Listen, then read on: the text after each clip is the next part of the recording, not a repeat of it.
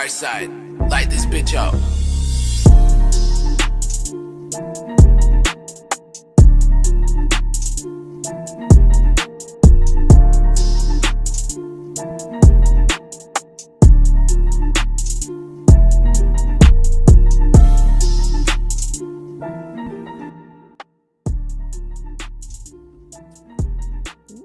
What is up, everybody? My name is James D. Fiore, and this is Casual Friday.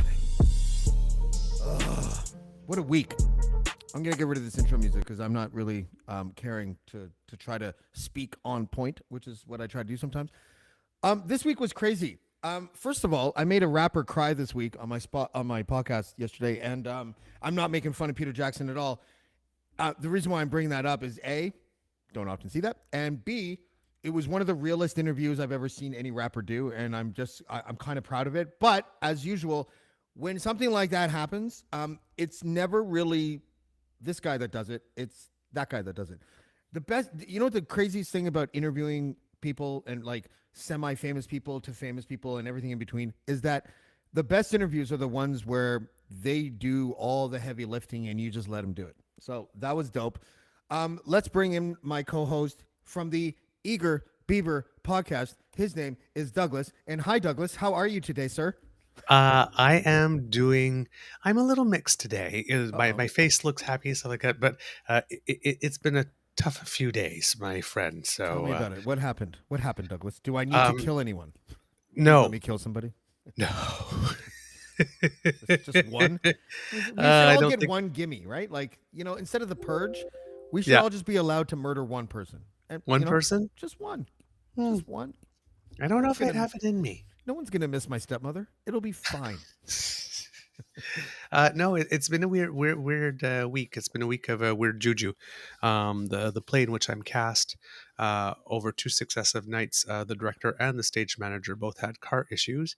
Oh. And then 2 days later, somewhere between the drugstore and my place, which is just a 5-minute bike ride, I lost my wallet. Oh, that is the worst. Okay, can I give you some advice? Please. Don't carry a wallet. I try not. To me, it was always I don't understand who decided that we should put everything important into something basically this big. Because if you lose one thing, you lose 25 things. And do you have to now get all your ID replaced and all that shit? For what was in there, yes. Fortunately, I keep more like ID, like my health card and stuff that I don't use as often. Plus, as everyone knows, you don't carry, you just wear one around in case, right? I don't even know what that means. Oh man, but credit card, bank card, a couple of other things. My bus pass. Ugh. So that's a pain in the butt. Oh well. Do you have to buy a new bus pass, or do they have it on record? Like, can you just get one? That I'm gonna have to ask about that. I'm not sure actually, because this is a new thing. So yeah. For me, not losing the wallet and stuff like that, but because I've been pickpocketed twice before. But yeah. Where do you live, in London in the 1800s? What's going on? Well, here's the irony, right? Like I went to Barcelona and they told me to be careful. I'd get pickpocketed. And actually, a friend of mine that was also going there, is when he arrived at the airport, called me from the airport and says, I've already been pickpocketed. It's like, I have to give up my hotel room. Can I stay with you? Because I can't pay for anything. It's like, yeah, sure, no problem. I got pickpocketed on the day I got back to Canada from Barcelona. And you got pickpocketed in Canada? Where? In the airport? Canada, at the airport. Wow. Wow. On the way back. And I got pickpocketed here in Kingston about 3 or 4 years ago. That is so. Maybe I have been pickpocketed because I've lost things where I'm like, why isn't this in that pocket? You know, like, but I don't know. How do you ascertain if you've been pickpocketed versus you got out of a car and it fell out? Well, you can't completely totally ascertain, but the best I could figure is, you know, I always go like the last time, like for example, the last time I had my wallet, I paid for something out of cash, and then I came home directly from there. So, and I was on my bike, so odds are very little that I got pickpocketed. Either fell out or I forgot it somewhere, or I dropped it. But I don't remember specifically what I did with it after I paid. I don't remember putting it in my pocket or specifically. You probably left it Yes. on the counter. I called. I didn't. Was there a little counter in front of the big counter? You know what I mean? No. That little ledge? Yeah. No? No. So, and I retraced all my steps in there. I mean, I did everything, but it was gone.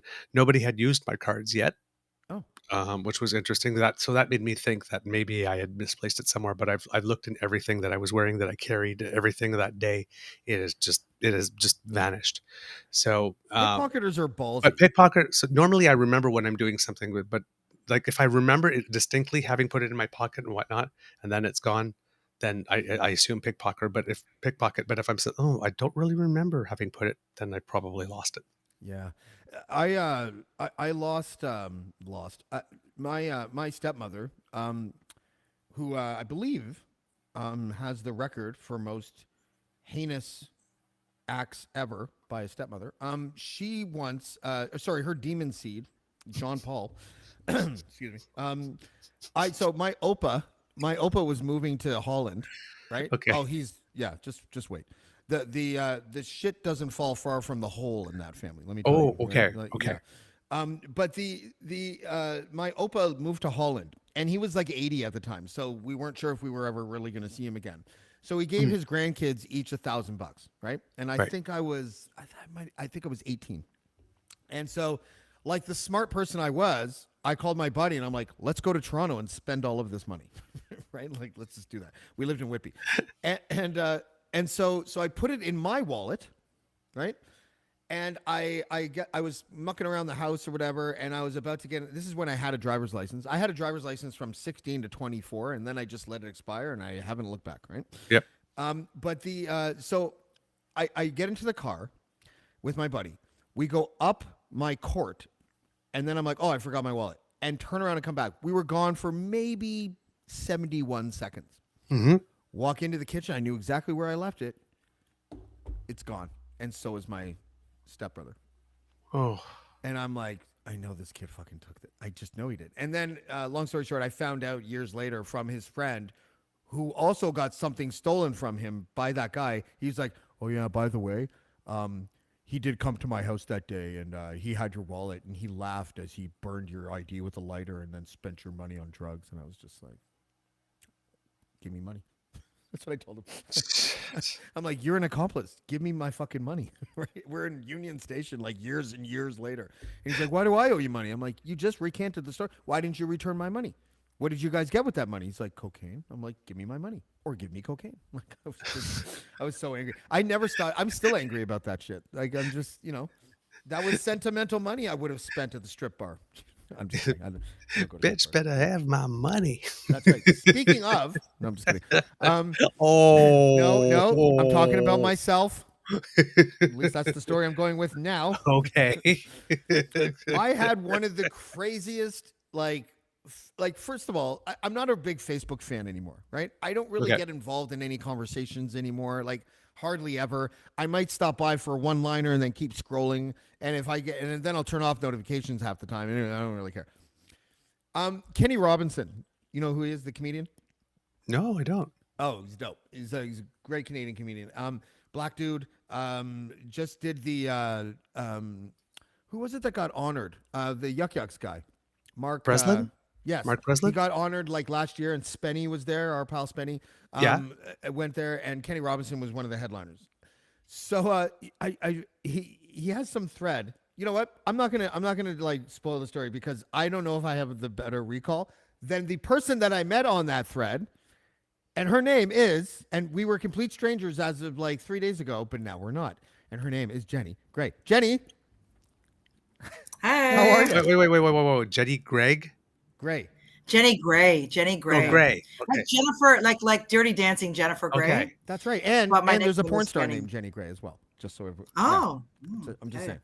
Okay. It's good to know. We're sitting with a porn star. We should just like tell everyone that you're that Jenny Yeah, Gray. I think James likes the porn star spin on it better. Yeah. I you know what? I'm not gonna lie. I fucking do. I like it better. I like it so much that I'm gonna edit my name. And now we know what kind of night it's gonna be. Okay, so Oh, hello, Okay. baby. Yes. Setting the tone. Now Setting you're the tone. speaking my That's it. language. That's it. Hey, daddy. Shooting your shot. Shooting your shot, that's Daddy. Hey, right. daddy. That's right, honey. Listen, honey. Listen, Jenny. I don't remember what the original post was. Do you? What Kenny posted? Okay, yeah. So let me go on Kenny's page. Oh, you seem more organized. Look, she's yeah. putting on her secretary glasses. Jenny Gray, everybody. That's it. Sexy Hold on, glasses someone in the chat Google Jenny Gray secretary and see what comes up. Okay, go ahead. Doing it right now. Kenny Robinson. Let's go. So basically, he posted something about there was a woman's tweet. I'm sorry, what? And this woman, tweet. Okay. Yeah, it was a tweet that this is it. Just bought him food, slept with him, and sent him home in an Uber. Let's see how men like it. Okay, just stop right there for a second. What was hilarious about Kenny posting that was clearly every man in the world, if you went over to some chick's house and she slept with you and fed you and then paid for your Uber and sent you home without having to spend the night, and she's like, we'll see how men feel about that. And literally every guy in the thread, which is why Kenny posted it, was just like, darn. Right? Like that sounds ideal. Sorry, take it away, Jenny. Yeah, so my comment was those MFs would love it though, because it's true, right? At the end of the day, men just want to feed me, fuck me, and shut the fuck up, right? Like that's my analogy about men. Very simple in that respect. Yeah. So Kenny's like, what's not to love? And I said, I wish I at least got the meal that last time though, right? Because like at the end of the day, I went over it. True story, actually. So I've just been recently back in the dating scene. I'm 48 and just putting out my profile, provocative pictures. Oh my and God. I decided to call myself a MILF because, all these young guys were like, gee, you're fucking hot. You're like, you're a mom I'd like to fuck. So I'm like, I'm going to tweak my profile and see what I can do. So I decided to put this MILF profile on. And then I had this really young guy be interested in it. There's so many funny parts. I can't keep up. My laughter is okay. Before you continue, I just want to let everyone know, Jenny and I have been talking like here and there for the last 2 days. And I can't get enough of listening to her talk because she's like the kind. Daddy's gonna tell the story for a second because she's the kind of girl that I would be like, if she was like, I'll let you sleep with me, but I want to beat the shit out of you first. I'd be like, we're on the same page. Let's go. Okay, sorry, go on, Jenny. Yeah. Go. Yeah. So, anyways, he's like really just horny and he just messages me out of the blue, and I'm like, okay, yeah, he's kind of cute. He's young. He's like 24. I was like, fuck, I'm really shooting my shot with this guy. So I'm like, I have this like idea in my mind, like, okay, do I want to be like a stepmother, stepson kind of porn thing going on here? So it's like, okay, you know what? Sure. He's like, I just want to fuck though. Like, are you good with that? I'm like, I hadn't had sex in a long, long time. So I'm like, I said, give me a half an hour. Let me think about it. I'll call you back. So it's like, okay. So he's messaging me furiously, right? Red flag. Yeah. Right. And then I'm like, you know what? I got to tear the Band-Aid off. I got to rip the Band-Aid off, Jen. Just do it. Go. So I decided to just go. And he's like, okay, I'll send you an Uber. Because at that point, I already had a couple drinks and I'd had some weed gummies. So I said to my friend, listen, I'm going to be spontaneous tonight. I'm going to go fuck 24-year-old guy. And, this is his phone number and his app. You know what? If I go missing, then you're going to know, like, you know what, please, like, put out the report for me. She's like, yeah, no problem. Like, I got you. So anyways, go over there in the Uber. He's telling me all these wonderful things. I'm going to fucking eat you out. I'm going to fuck you the best you've ever had. Like, I think to myself, in my mind at that time, I was thinking to myself, oh my God, it's a hot 24-year-old Latino. Like, what could go wrong? What I really like about you, Jenny, is how often you censor yourself. Okay, go ahead. So honestly, it's like, oh my God, this is going to be so fucking hot. So I get there, and like, he's on the street, down the street, like far down the street. He's like, I want to fuck in an alley. Let's fuck in an alley, Mom. Okay, sorry. Yeah. Sorry. Pretty much. He's like, welcome to Parkdale, everybody. He's just like, I wanted to make sure you were real, that you were the person in the pictures. I didn't want this like crazy person to come out. I'm like, but you don't know if I'm crazy or not. So like, how would you like, anyways? It's like, okay, fine. I'll show you crazy. Right? Exactly. I'm a grown woman. I'm fucking crazy. Oh yeah? I'm a good MILF, motherfucker. I got a grandbaby. What are you going to do about that? Yeah. Fucking fuck you up, right? Exactly. Yeah. So anyways, go over there and like walk down the street with him back through the alley. Jesus and then, Christ, you could have been killed. I could have been killed. I really could have been killed. But anyways, he brings me back to this backyard. And he's like, shh, don't say anything. I have roommates. He's in this house, right? I'm like, does he live with his parents? Like, am I fucking going to fuck a guy that's like in his parents' basement? Like, Doesn't that just add to the hotness of the stepmom thing? Really? kind of, sort of. But I was just like, oh, my cat's excited. My cat's meowing. He's like, I love the story, Mom.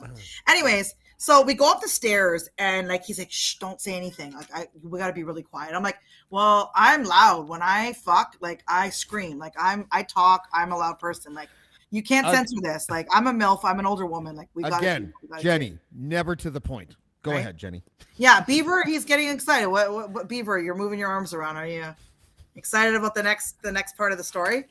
I hear you about getting loud and talking. I hear you about getting loud and talking. It gets so much better. Okay, so anyways, go up the stairs, get into his place. Super nervous. This guy's super nervous. He's like, oh my God, I'm with an older woman. What do I fucking say? What do I do? So I look at him. I'm like, can you get me some water? I'm really thirsty. He's like, yeah, no problem. Yeah. So he goes and gets me the water. And we're like standing in the doorway of his bedroom. And then he's just standing there and he's like, so what's up? And I'm like, wow, he's like, I hope. Right. Exactly. He's like, what's up? And he's like, my doubt for this evening. Right. I'm like, I don't know. What's up? You tell me. And then he's like, well, so like, do you want to fuck? And I'm thinking to myself, like, buddy, you have like That's no why I fucking, came.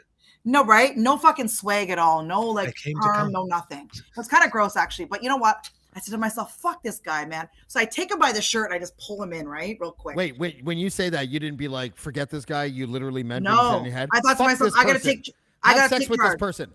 Why? Yeah. Why? Because he's like, because there's no getting over anything? Like, what would be the reation for that? I feel What's like, the you know what? psychology? He just didn't have any fucking swag and it was like gross and annoying. And like, I just wanted to get it over with. I was already there. I had made my way over. I was half fucking in the bag.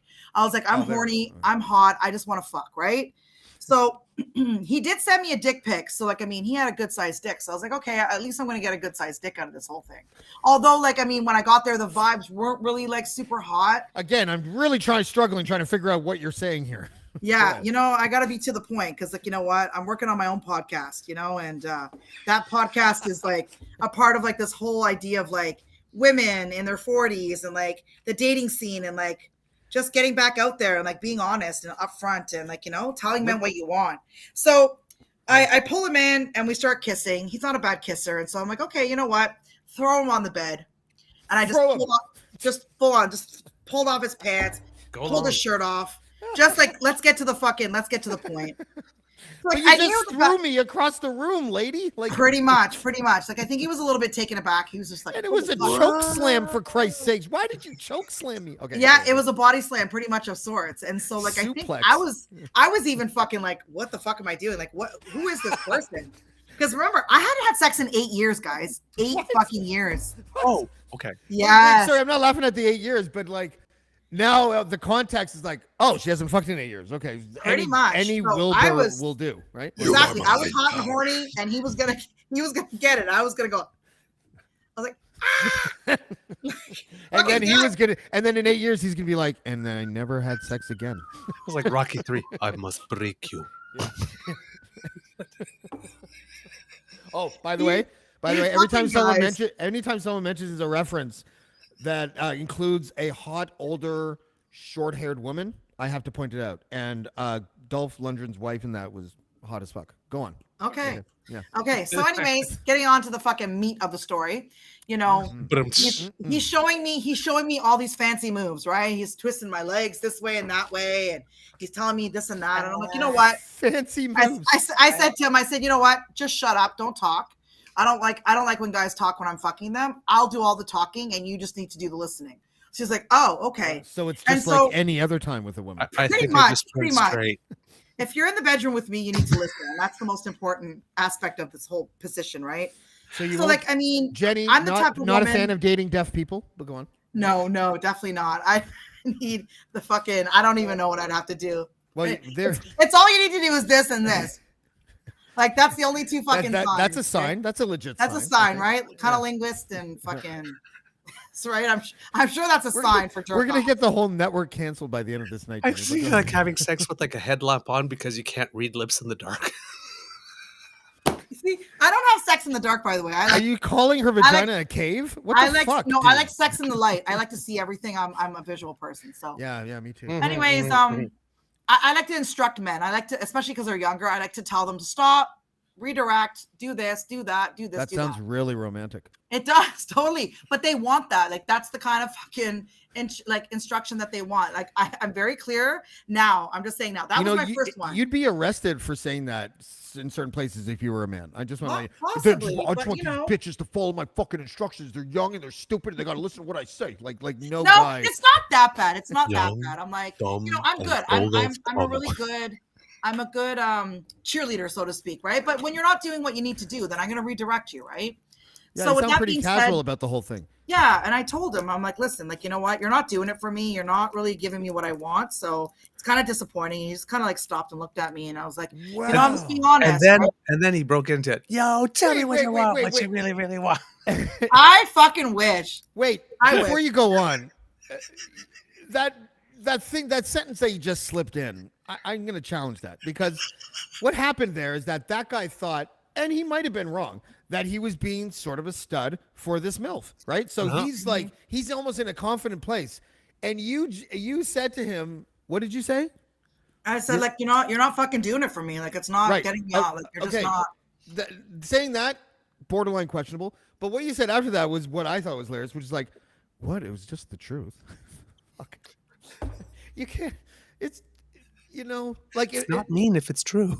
It is mean if a 24-year-old woman was going down on me, and I told the story on Casual Friday where I was like, and then I just made her stop sucking my dick and was like, you don't know how to suck dick, fucking, because that's the same thing. That's just the guy doing it. But it would sound awful coming from me. You don't say that. If she can't do it, you know what you do?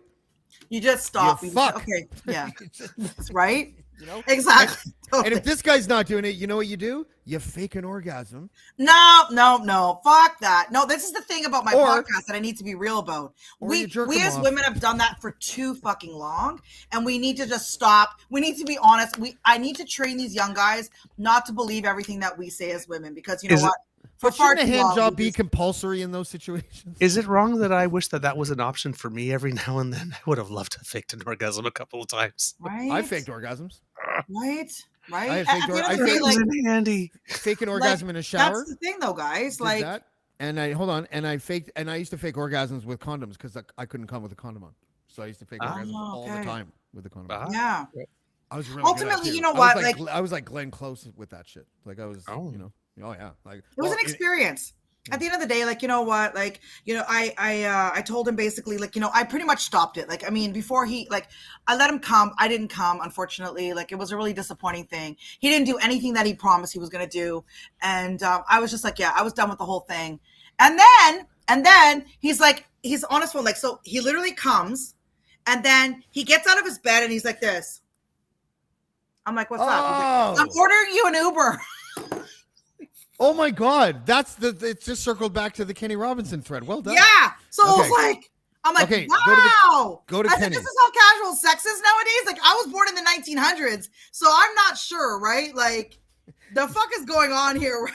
Like, I'm thinking I'm an old school girl, right? Like, at least pretend like you just said you're not gonna fake it.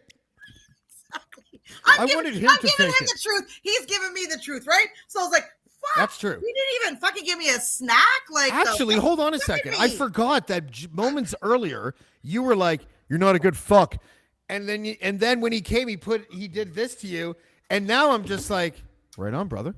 Way to go." Right. So I was just like, "Fuck! I didn't even get a snack. Like, look at me. I'm a big girl. I need some fucking food. Like, sustenance. Come on. Like, I just burned some calories here, man. Top me up." Thank you. Right. Apparently, she didn't. It didn't seem that aggressive. Except for the choke slam. That probably burned like 18 calories or something. I had to fuck with him a little bit. I'm like, you know what? Like, I just want to be honest with you. You're probably one of the lousiest fucks I've ever had. In the news today, a man in Parkdale jumped off a 12-story roof after having a date with a MILF. If I have to give you a score, I'd say 0. In the dick pic you said, so do you have his balls in a jar by the door? Pretty much. I'm not gonna lie, I'm a savage, but I fucked with him a little bit. So, anyways, I said, you know what? you might like, I just want to let you know that, I don't know if like everything was safe or good, like, cause like, I might have something. I'm not sure. Cause like, anyways, he's like, what do you mean by that? I'm like, I like to fuck around. So like, I'm not sure. I might have caught something from before. Is this all his show? This is not fucking real. I just told. So I'm in the Uber and he's like messaging me and he's so like, evil. He's like, Jen, he's like, I'm 24 years old. I have the whole life ahead of me. Like, not anymore, motherfucker. You got, whatever. Right? Pretty much. Like, you want to fucking give me a lousy fuck, I'm going to fuck with you too, bitch. You know what? You're not going to die. Herpes doesn't kill people. They fester. Right? Oh, and the kind that I have will really, it's never going to go away. But you'll live to be 90. In the meantime, I'm calling my friend and giving him the rundown. Like, we're doing like a play-by-play fucking thing. So the Uber driver, he's like this. He's like, and I'm telling her, I'm just like, wait, what the fuck is he driving? Oh, does this? Hold on. And the Uber driver's doing this because he's clearly driving a gigantic bus from 1958. Like, what the fuck? Why do I have a feeling he was driving a tractor from the oil fields, the oil sands? So funny. Beaver, listen, Beaver. Okay, Beaver's trying to get a word in. Come on, Daddy, let him talk. Please tell me this doesn't end with you in bed with the Uber driver. Oh, please tell me it does. You had sex on that gigantic steering wheel. You well, just put a coat on that shit, and it's like a beanbag chair, man. That would be dope. Well, the Uber driver's totally listening to our conversation. So I have my friend on speaker. By the way, she's a sex addict, and by the way, she's bi, and she's all these wonderful things. I love her to death. Her name is Kathy. About yourself? Oh, sorry. I thought you were talking about yourself. I really no, did. No, I thought you were doing that like Jenny's good. So, I'm pretty much telling her all the deals. She's like, oh, that really sucks, Jen. I'm really sorry to hear that. She's like, oh, fuck. I'm sorry that was your first experience back into the saddle. Like, I really like, don't worry. Just keep on going. You'll find somebody that's compatible and, he'll pleasure you and he'll whatever. Okay, so yeah, fine, whatever. So the guy's listening and I'm like, listen here, Uber driver. You hear what I'm saying? I said, you never do that to a woman. You never fuck her like that. You never send her in an Uber like that without feeding her. You never do all these things without, making sure that she's pleasure. Because as far as I'm concerned, when you're in a relationship with anybody, regardless if it's casual sex or otherwise, it's hold on. That's not a relationship. It's a mutual, reciprocal relationship. Like, I'm going to give you pleasure. You're going to give me pleasure. We're going to fucking have a good time. Mm-hmm. We're going to enjoy it. And you know what? And then we're going to part our ways. Like, I don't expect him to fucking call me and like, let's go out for dinner or anything like that. But I mean, you choke slammed him and bossed him around for 30 minutes. Right. I did. I know. I'm really mean. I'm not going to lie. I know the errors of my ways. And so like, I've decided that I wasn't going to be as mean, but like, I mean, at the end of the day, like I was just really disappointed with the fuck. So like, I just had to be brutally honest because that's just what I am. And so with that being said, yeah, I know. Right. With that being said, I told the Uber driver to give him a 1-star rating for him being so lousy in bed. So like, you know how you have to rate each other, right? Is that a thing? Yeah. I've only been in one Uber in my life. I've never. No, you take an Uber and you have a 5-star rating. You can rate the driver and you can rate the person in the car. I think that's too open to tampering, but go ahead. Yeah. So anyways, he got the 1-star rating and I kind of messaged him back and fucking around with him a little bit to get him a little nervous, but lo and behold, everything's good.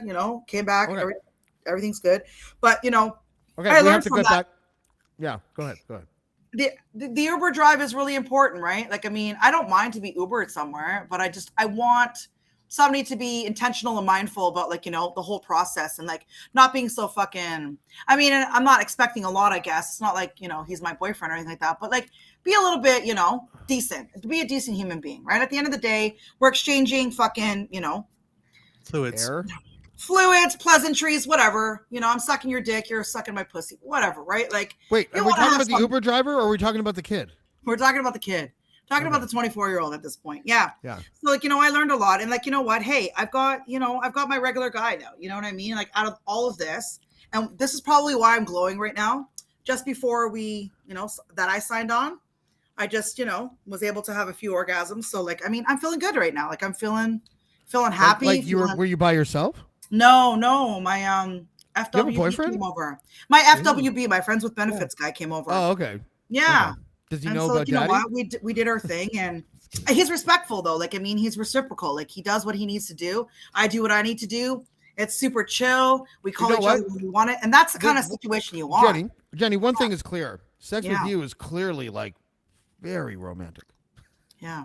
No, you know what? This is the thing, right? Like, Sorry. okay, I have many sides, like most women do, right? Like, there's times where I just want to just meet a guy and just have hot fucking sex, and then there's times where you just want to like be romantic and like be with a guy in a different way, and like every guy has something different that they can offer. So like I mean, at Daniel's the end of the opening line for you is, "Hi, Jenny."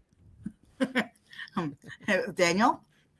Hi, Daniel. Daniel's Hi, got Daniel. beautiful blue This is eyes. like AI trying to like be dirty. Hi, Jenny. It's like You know Forrest what? Gump At the end of the meets day- Max Headroom.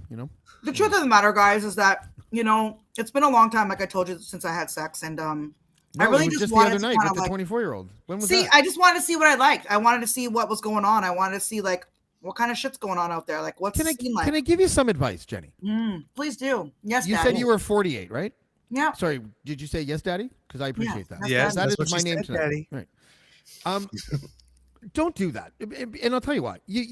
First of all, I think that I don't like think that you did something wrong or anything like that. But I'm surprised that a person who's clearly intelligent, and I know that you're intelligent because you're funny as fuck. So funny as fuck people are smart.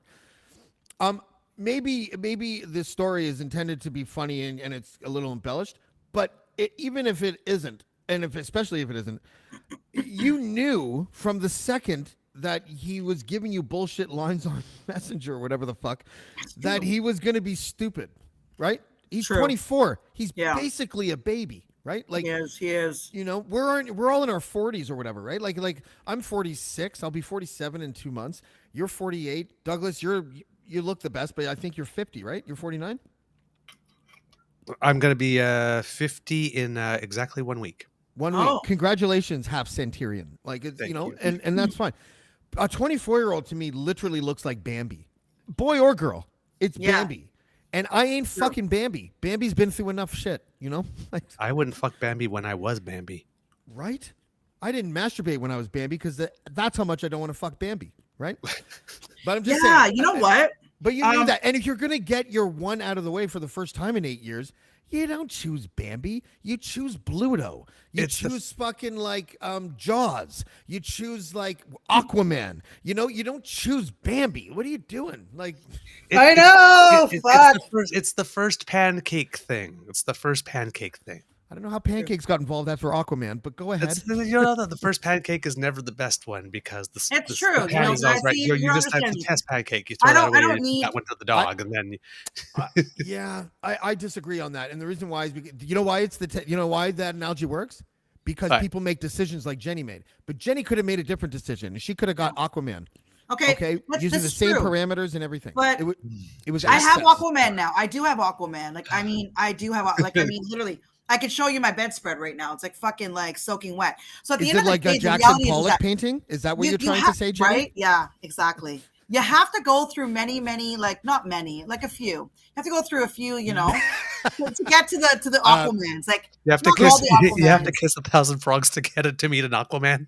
Yeah. You know what the thing is too? Like, I'm not gonna Apparently, lie. got to Like, choke slam 1,000 so frogs I, to meet an Aquaman. I have a pretty provocative like dating profile. But anyways, with that No. being said, right? I'm gonna come a lot over. of, like- I'm gonna boss you around. I'm gonna choke slam you.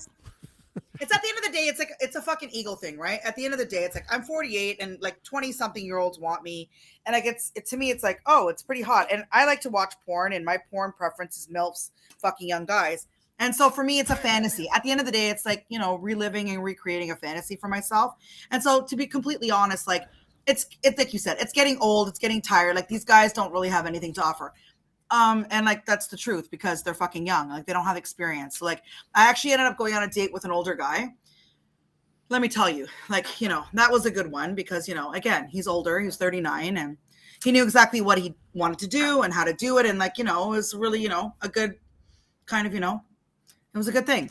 But, the reality is that you're right. Like, I think for me in that moment, in that time when I was going through that phase, I felt like, yeah, like I just wanted to see what it was like to fuck a young guy or a younger guy. And I got it. Honestly, and it wasn't that like, great. And there's a reason. You know what I find really interesting about this is that we live in an age of a real watch what you say. And I'm not being funny. I'm done being funny.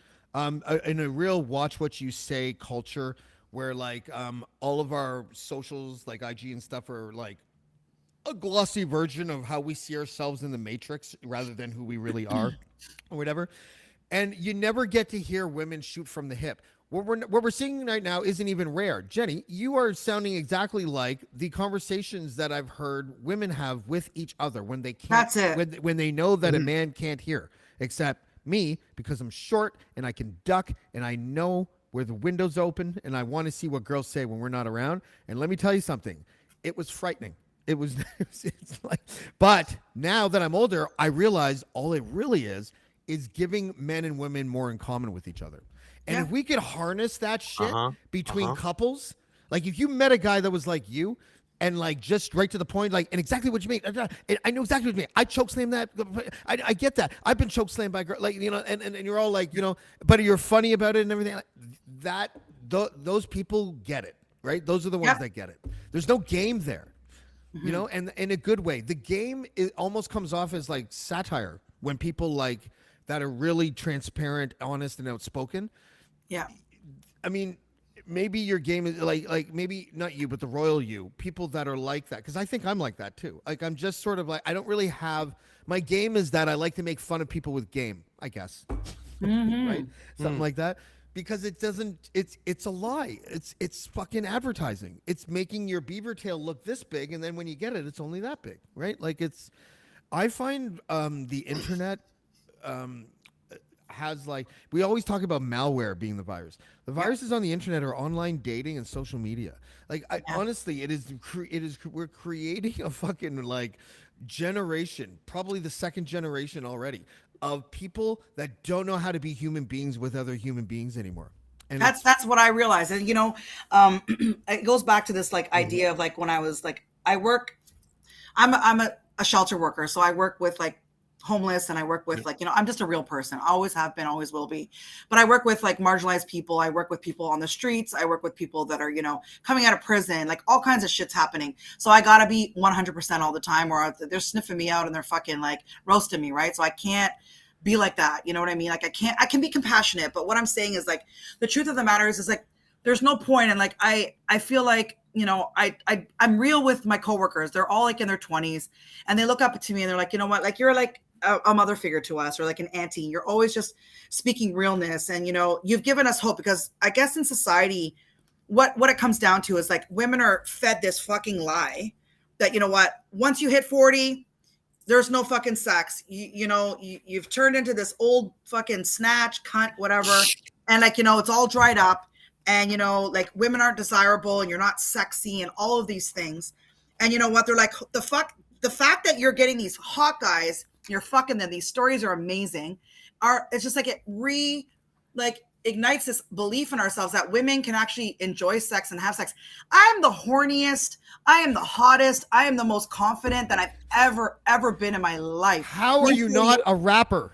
Right? No, for real, right? Like at the end of the day, like the truth of the matter is, it's like, I know what I want. I'm not afraid to ask for it.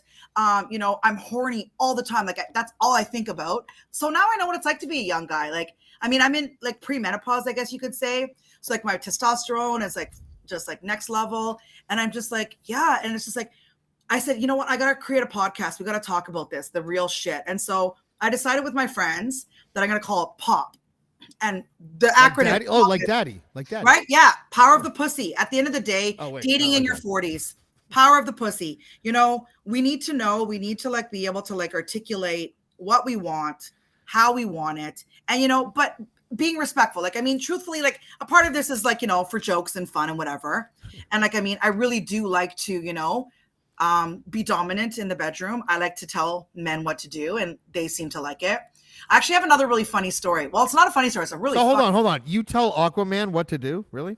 That's what's happening? Yeah, like tonight, like, I mean, he was doing pretty Breathe good. Through your gills. Breathe through your gills. Yeah, no, there's still what you're looking for is Aqua Boy. Same yeah, body, no. There's still things that he can up over his game. Like, I mean, because he's saying, like, am I the best pussy liquor that you've ever had? And I'm like, do you want me to be really honest with you? Like, because I think you want to hear the honest truth, right? I'm like, you're top 5. He's like, am I 5? Oh, he's on Mount Rushmore. Right, yeah, right. At the end of the day, like, he's doing a good job. Like, I'm not disrespecting his game. Like, but the reality is that he still has a lot of work to do and he still has a lot of technique to learn. And like, if he listens to what I'm telling him, what I like and how I'm wanting it in the moment, what better way? Like, I'm not rude or mean about it, right? Like, I mean, I think at this point with my guy, like, I'm in a place where I can be just like comfortable with him and tell him what I like and what's up, right? I just thought of something that I just wanted, but that sort of goes with what you're saying about guys not knowing what they're doing. Someone told me once, I think it was a lesbian friend of mine from like the rave days or whatever. Because for some reason I attract lesbians like no other human being on earth, and I love them all, and I was raised by a pack of them, right? So, so we speak the same language. I guess that is what I'm trying to say. So she comes over to me and she's laughing her ass off, and I'm like, "What are you laughing at?" She's like, "I just thought of something." Everyone's on ecstasy, by the way. At this, like, we're all fucking fucked up, right? And she's like, "I just thought of something," and she's like. So she goes on to explain that like men don't know about textures. Right? Men don't understand. Men all want to do this, right? With their fingers and lunge, right? And she's just like, but if you really asked any woman and you really fucking like asked them and you gave them a multiple choice, every last one of them would pick their palm. Their palm like their legs spread in front of them, and the palm is the first thing, and the palm circles and it goes out. And I'm just like, oh yeah, because you get like whatever. And she's like, but men like when they try to please a woman, it's like you know those paintings that like you'd see in the malls in like the early 90s that you had to sort of be like Zen or cross-eyed in order to see the 3D part of the painting. Mm-hmm. She's like, that's what men can't see it. Men don't Magic understand. eye. It's like a weird. She's like, it's a dimensional thing. Like they only know one thing. They don't know anything else. And she was like, and maybe it was just her selection of guys. But then when she would tell men, she'd tell her boyfriends, she's like, no, get in front of me, do your thing, do your oral thing, and that's all fine. But instead of your like the predictable fingers, she's like, use your palm. And then treat it like whatever. And I'm just like, Ellen. And the funny part is that men watch too much porn. It's facts. It's like they think I'm a fucking porn star. Like they need to sell, especially the younger guys. I'm not talking about older guys. Like I went on this one date and like I was given a blowjob. Well, you are a porn star, Jenny Gray. What's that? You are a porn star. You're Jenny Gray. Yeah, well, yeah, everyone maybe. Google Jenny Gray porn star. Yeah, I'm not a porn star, I don't think, but like, you know, okay, for tonight's purposes. Imagine you didn't know. Yeah. Oh my God, wait a second. This one guy was like fucking my mouth. Like I stopped him. I'm like, yo, like this is my fucking mouth. This is not a pussy. Like you need to stop. Like this is not. He said, can you suck my balls? I said no. Can you eat my cum? I said no. Like I mean, I'm very direct and like in the moment, right? Like I mean, it might be a turnoff for a guy, but like you know, well, you need no, to hold on. He was being direct too, and it felt like that would be a turnoff to any woman. But he was just being disrespectful. Like he wasn't respecting the fucking craft that I bring, which is like, you know, your craft is dominance and choke slams for fucking. No, I'm not though. Like I mean, I can be very sexual and sensual. Like it's just, you know, I've got many sides. Like, come on, daddy. Like, you got to know me. You've only known me for 2 hours, like 2 days. Sorry. And like, listen, I'm really a very sensitive, soft, you know, woman. I don't think you understand the appropriate context of the word daddy. Yes. You're going to need to settle down a little bit, young lady. I'm rough around the edges, but I'm really a really like solid, like cool, chill, nice, sexy, soft woman. And like, I mean, I want to be pleased. At the end of the day, I want to please you, and I want you to please me. That's really what it is. All right. So men are obsessed with the fucking porn industry, and like, so yeah, I mean, they just want it fucking hard and fast. Jenny, and I'm not gonna lie, sometimes I want it hard and fast too. But Jenny, you know, Jenny, I don't know. Jenny, we need to circle back to Kenny Robinson, but first, we need to get an update on Douglas. What's wrong? Because Douglas has said 6 words in the whole podcast. I am fascinated. Why are you fascinated, Douglas? Well, because Jenny and I have a lot in common, actually. I'm like, sorry, Beaver, what's your number? Just kidding. Hey, Beaver, did I tell you the joke? Men. Right? No. Did I tell you the joke? Right. So, anyways, I said, "What's your number?" So, okay. So sorry, but we had to tell it right. Okay. So Kenny Robinson puts up that thing where this tangent started 40 minutes ago. That said, how would men like it if I just fucked them, fed them, and sent them home in an Uber? And every guy was like, darn, right? And then you said, as long as he eats, what did you say? I said something about he didn't feed me. But then, okay, so this is, I'm going to actually read it word for word here because like I'm opening it up. Right. So then I said, I wish I got a meal the last time. And then Kenny Robbins says, wasn't you at Burger King? And then I said, "Oh, I was eaten." And then I put like a heart emoji and like the drool If it ain't emoji, Red Lobster, it wasn't worth it. Then I put a right? gift that happened to have the same title. And then as one exactly, of and then and then James said, what he said, and then I said, "What's your number?" I And said, then- "No, hold on." I sent a gift. So she's like, "But I was eaten," and I responded to that with a GIF or a GIF, whatever the fuck they want us to call it. That said, "I could eat a peach for hours," which is hilarious because I have that song. Anyway, Yes. yeah. So then she, yeah. go ahead. So then he said 7.5, and Yeah, I said, she's like, "Ooh, "Can I have larger your than-" number?" And I'm like, No. 7.5. And then I said, "Larger than average, me likey, wink eye emoji," and then I said, And this is he all said- public. It's so funny. He said they had it their way. That's what Kenny says. And then I said, "You're officially invited to our wedding. We have an amazing story because of this thread." And he says, "Wedding? I thought you were talking about ... And then it's the peach emojis, right? But then I said, "You know what? Hey, he eats peaches. Like, come on, like what's not to love, right?" Because he's talking about he eats peaches for hours. And like, who doesn't like a fucking guy that can eat peaches, right? Like, come on. That's true. See? So at the end of the That's day, why like, he moved to the country. right. Yeah. What? That's just a song. Trust me. James, he was so fast in my DMs. I never fucking seen a guy go faster. He's like, "Hey." Listen, I didn't say hey. I don't know what I don't want. Well, I don't listen, know. Let's look. Those What are did private James say? conversations. But I opened with something like that thread, though. Like it was something like that. Like I wasn't like, "Hey, baby," or something stupid. Like it really wasn't. And then I He said said, something. imagine if online dating were that easy, though. Yeah, yeah. Because it was like, but it was like a skit, and we've been skidding ever since. So clearly, I was being real, right? Like we've been, well, not skidding. I wouldn't say I've been, well, whatever. We'll just leave it at that. No, because I met somebody who I like, who doesn't have a filter. And when I'm in the mood where I don't have a filter, it doesn't have to be sex. She doesn't have a filter about anything. Like she's a real person, right? She talks about her job in a way, the same way she talks about this, because she has one setting and that's real, right? And that's her factory setting. And I like that because the realest a person can be is an uncensored, unfiltered version of themselves. And B, what she does for a living, she's a good person. So C, everything that I heard tonight is being delivered by a person that I think is good, and it makes me love her more because she's funny as fuck.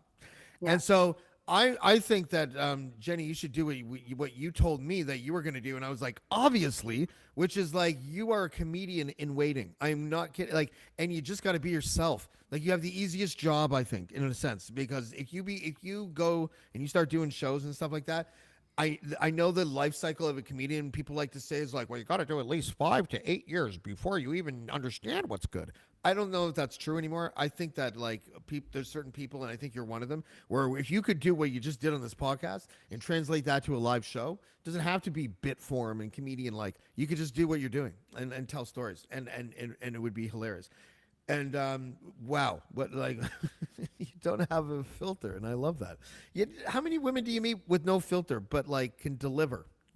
Like people, not women. Like how many people that have no filter but can deliver? Like remember No Filter in the '80s? It was like Andrew Dice Clay and shit. Like can't even like you can't watch that. Like it's really uncomfortable. Have you seen an Andrew Dice Clay set? I have. Recently? I used to watch him.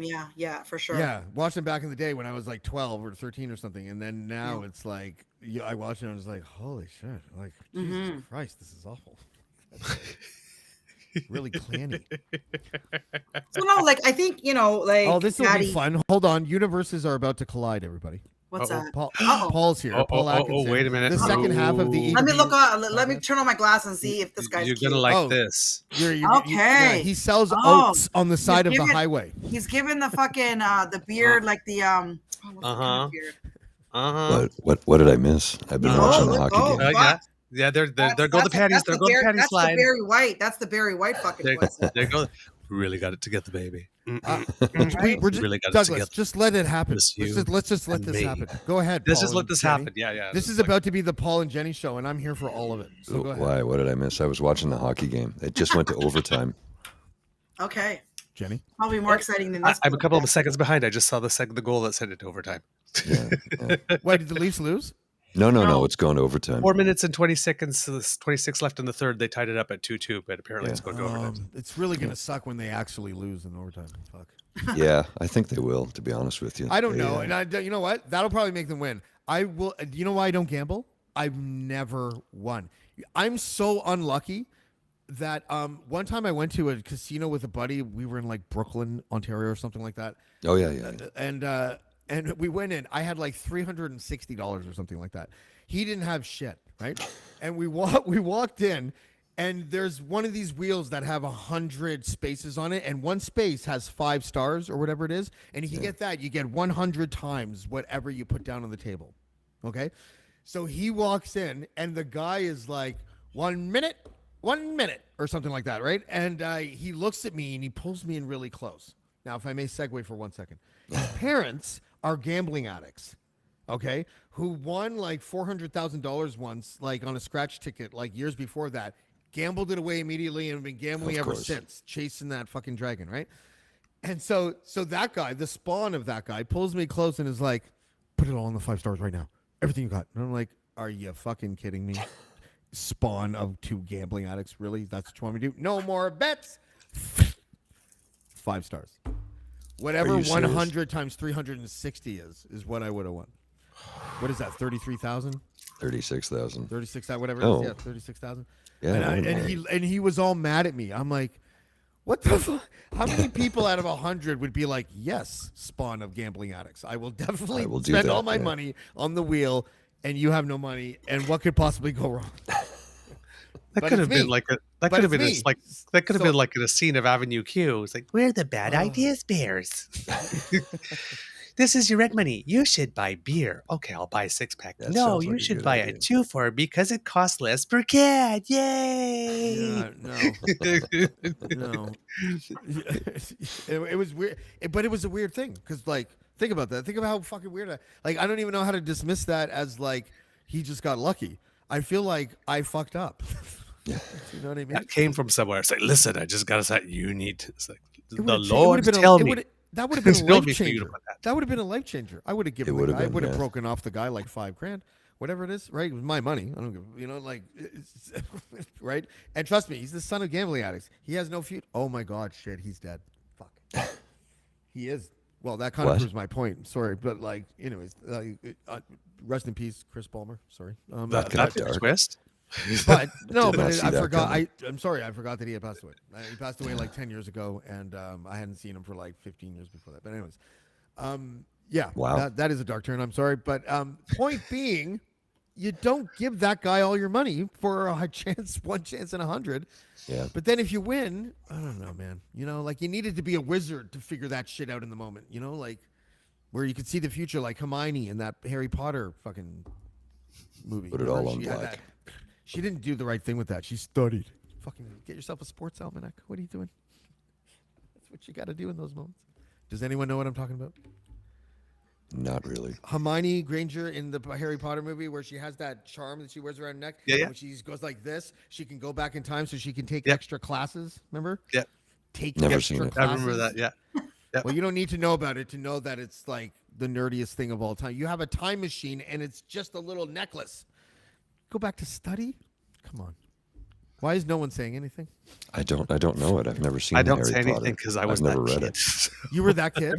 Yeah, I was. I'm like, how does Beaver have I was a podcast? total keener. He just sits there and just goes. He's very chatty in the It's morning. cute Trust though. me. It's so cute. It's like just such a cute little thing. Like he laughs, he giggles. He's like, hee. Like, you know, he's like that kid. I'll be right back. Jenny, you're in charge. Okay. Oh, Oh, wow. Well, there we go. We're in Holy good hands shit. now. Okay, Watch out, now you this might, is you the might, watch podcast out, you you've may been get waiting for. suplexed. This is called Pop, Power of the Pussy with your host, Jenny Gray. Okay. I'm telling you, was like not there's expecting a that. reason. There's a And reason one of why I met, Ottawa's foremost experts in. right? There's a reason why I met this guy, and like he's got a podcast, and like he's gonna help me figure out like how to get a podcast going. And like I'm really seriously, I think my comedy might spur from this podcast because I was thinking about doing a amateur night. So a friend of mine, her husband was the manager of Yuck Yucks. His name was Fred Mundy. He was a manager for about 30 years at the Toronto Yuck Yucks. And so him and Kenny know each other obviously forever. and he passed away last year. And so we did a memorial for him. So I was, left with the responsibility of kind of setting it all up, inviting all the comedians and, doing it all. So we invited Kenny Robinson to be the host. So he was kind of nervous because he was like, is there going to be some pushback? Maybe like people are going to say like, why is Kenny being a host? And like, I'm like, no, Sue and I talked about it, and Fred had mad respect for Kenny and mad respect for his craft because he's an amazing MC, right? He does Nubian Night every month, and like he's really good at his job. Like his craft is amazing. So I told him, no, like we've decided that this is what it's going to be. So we all got to go up and do like a spiel about Fred, like funny things about Fred. All the comedians got up, obviously. So I got up, said my spiel, got back off, and like comedians came up to me afterwards and like, wow, you're fucking really funny, actually. Have you ever thought about being a comedian? I'm like, actually I have, but I've never really kind of took the lunge or, never really done it because I guess I don't know why. But after that, he's like, yeah, I want to invite you out to amateur night. Like if you have 5 minutes of solid, like just whatever, anything, just bring it and like, see how you do. And I was just like, okay, maybe. But then that's when I started thinking about the podcast. And how powerful that media might be as opposed to being a comedian. I could work the podcast comedian kind of like spin and then maybe go to amateur night after I have some material. I don't know. I mean, it's all in my mind right now. I'm just thinking out loud. But meeting up with this guy has really kind of like put myself into like a different mind thought. You know what I mean? Meeting you guys, you do their podcast. Like, I mean, fuck, there's podcasts about any and everything, isn't there? Right. Like there's a market for literally everything. Because before we started ours, I was doing mine as a blog, and I was talking to friends, and ours is more politics and stuff. But we just have casual conversations. My friend said, "So, you make politics really interesting. You should really have a podcast." And I thought, "There's no market for this." It turns out there For is. like some sassy gay guy, talking about politics, and Yeah. turns out that there was. Yeah. Who knew? Right. There's an audience for There's a market. everything. There's an audience for everything. It's like if you keep it real and you're as authentic as you can be, there's an audience for you, and they'll find you. Your people will find you. Yeah. That's true. You know what I'm thinking? Like, I think the realness around dating, online dating, especially being older, just from a different generation, just all the fuckery that happens in the it's just like, I think we need to talk about this, like real talk, and have guest speakers and have experts come on and talk about like just other women's experiences, and even have guys tune in and like maybe they can learn a thing or two, right? Oh, yeah. At the end of the day. I think that would be a great idea. Men I need to think learn a it's, lot. Yeah. And as much as I've learned about women, I know this. I don't know a damn thing. Like, I learn more stuff every day of my life, and I still don't know a damn thing. Mm-hmm. It's And you know what? frightening. The thing is, I mean, I'm not, and like I kind of got in trouble when I said this when I went on a date. I said this to a guy. I said, Wait, men are wait, simple. wait. Yeah. Jenny's talking? Go on. Yeah. Yeah. So he's like, I said, men are simple. And he's like, oh, he got really offended. He's like, we're not simple. I'm like, okay, some men are simple then, but like most are pretty simple minded. And like, I mean, the context around sex, I'm not talking about in general. Like, I mean, Paul's gonna nod any second. right. So anyways, I said that, and then he was like, okay. And then he kind of taught me something, really, to be honest. Like, I just wanted to fuck, to be honest. And like, he wasn't having none of it. So he was like making Now me James kind is of nodding. like, That's right. what's- That's the way he to was play like, that yeah. shit. He was like, wow, you're too fast. You're too fast. Like, just settle down. Like, let me show you what I can give you. And then you decide whether or not you want to fuck me. And I was like, okay, fair enough. And then, so we were talking, and then he did some stuff to me, more like tantric kind of stuff, right? Pretty sensual, and, a lot about touching and whatever. And it kind of opened up my mind. I was like, wow, like, guys aren't so simple, maybe, like, and I started thinking, like, this is why we need to have the fucking podcast. Did Like, he we have a just- necklace, but it was like one of the leather strappy necklaces? Yeah, well, Yeah. not for that interaction, but yeah. Yeah. Ooh. At the end of the day, I know, look at Beaver. And He's his like, eyes sort of matched the stone hanging from it. Like it was one of those guys. that's it. But the reality is I think men, like women, we just want to have connection. And you guys don't probably know this, but I'm going to let you in on a secret. Oh, no way. There's many groups on Facebook, as you know, and one of them being, are we dating the same guy? And so what it is, it's a website or it's a Facebook group where you put pictures and photos. Okay, so photos, name, and You age dox them, essentially. of the guy, saying, are you dating this guy? Is there any red flags or any tea you want to talk about with this guy? By the So- way, one of my red flags among women is those who go to websites where they post pictures of me because they want to find out if I'm Well, fucking somebody else. That's- What my red flag would be is if I'm on the site saying, "Are you dating this guy?" He says, "Are you dating this guy? Is there anything I should know about him?" Yeah, he's dating me. Yeah, but what Guys, if you figure what if something you out, what if you're like no. you're dating this guy and no one's like, oh no no. no Having one's. been in that Then all of a sudden you situation posted my before, picture to it's someone. not fun. You posted my Yeah. picture to an entire forum of people that are probably angry, as in fact. You know, the sad thing though is a woman actually said that that's my husband, and like we all were like, ouch. Of Like, course you're gonna find some shit, but what about the Yeah. people that had to be doxxed because they didn't do anything? no, and that's what I said to the women. I'm like, the fact that you have to fucking put this out there already tells me that you don't trust the guy. Yeah. So it should be just game over. Like, Just let's game- use your common exactly. sense. Yeah. Right? Exactly. Let's, as And women, maybe like, you're stop- wrong, but maybe Bingo. you're wrong Stop about the making, guy, and like- then you still should dump him because he probably doesn't want you, and you're doing him a favor. My Yeah, second boyfriend, I should have known that at my second boyfriend. If I Right? knew that lesson then, that would have not lasted 3.5 years. You know, the thing is that I was just watching this movie again, and it's like, he's just not that into you. Can we just, as women, fucking understand that if a guy wants to be with you, he will make it known to you that he wants to be with you. He'll call you, he'll text you, he'll send you nice little sweet notes, he'll send you flowers, he'll take you out, he'll talk about you, talk to you. All these women, oh, the guy didn't talk to me after I fucked him, and like he hasn't looked at, I've been on read for like 3 days. What does that mean? It means you have a disease, and it's because Right? of online dating. Online dating is a Honestly. fucking disease. It's- You know that it's- 80? Did you know that I just I can't talk about it actually because it's like it's in its capital phase and investment phase, and there's people like waiting to give it money. But I can say as much as this. There is a new online dating platform that's going to launch probably in a year. That like not only does it like do the thing that online dating does, which to me is just we are just basically shooting ourselves in the face, and not with the good stuff, but with metaphorical bullets, right? And we're like, and then they merge that Oh my vibe. God. Hold on, they merge that vibe with TikTok-y kind of vibe, and watching TV shows about dating vibe. And the research from it is like they're taking these gigantic niche demographics and overlapping all of them into a dating platform, basically. And it's like, it's going to work. And you're just reading it and you're like, this is everything wrong with everything. Like, it really is. When I found out that 80% of couples these days met online, I'm like, I feel like grandpa. I feel like I'm 1,000 years old. I've never online dated in my life. I don't, now that I'm single and 46, almost 47, and like my career is going great. My mental health took a little stumble, and I think I'm pretty good now. It is. I think we're gonna agree you're pretty mental, but yes, okay, carry on. Yeah, I'm just eccentric, I guess. I don't know. But see, now you threw me off. I don't know what I was saying. Fuck, I hate Talking that. about the platforms and everything's merging together, and Well, yeah. what you would do now that you're 46, you can't even imagine. I'm not going to online date. I absolutely do not want to do, and I'm not judging. It's sort of like how I feel about religion. I don't care if you go an online date, but I think the idea of online dating for me personally is absurd. I don't know what, like, if you got to think about your profile, I don't want to date you. Sort of, because what would that be like in a real setting? So, what do you do? I just trying to hold on. This is what it would look like in real life. I'm just trying to figure out how I can word this.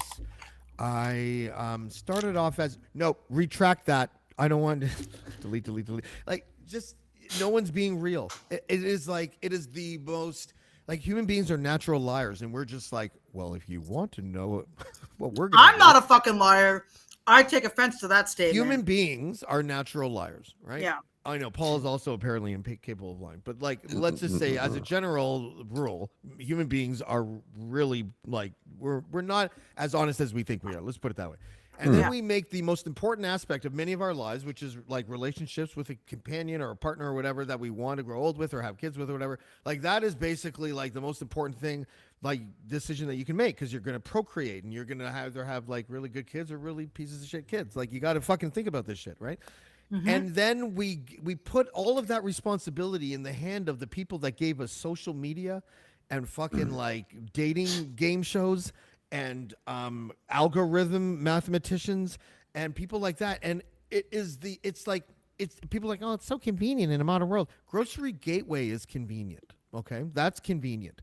Finding a mate or a piece of meat, if you will, in the same manner as you would do online grocery shopping, to me, is not something that I'm down with. I would not trust anyone was being real. I wouldn't know prefer- how to fucking like. I wouldn't know how to navigate that waters without being a complete So- cynic the entire time. But James, say if you met me on fucking that dating app, like I'm fucking real. How would now. I possibly do that if I've never been to one?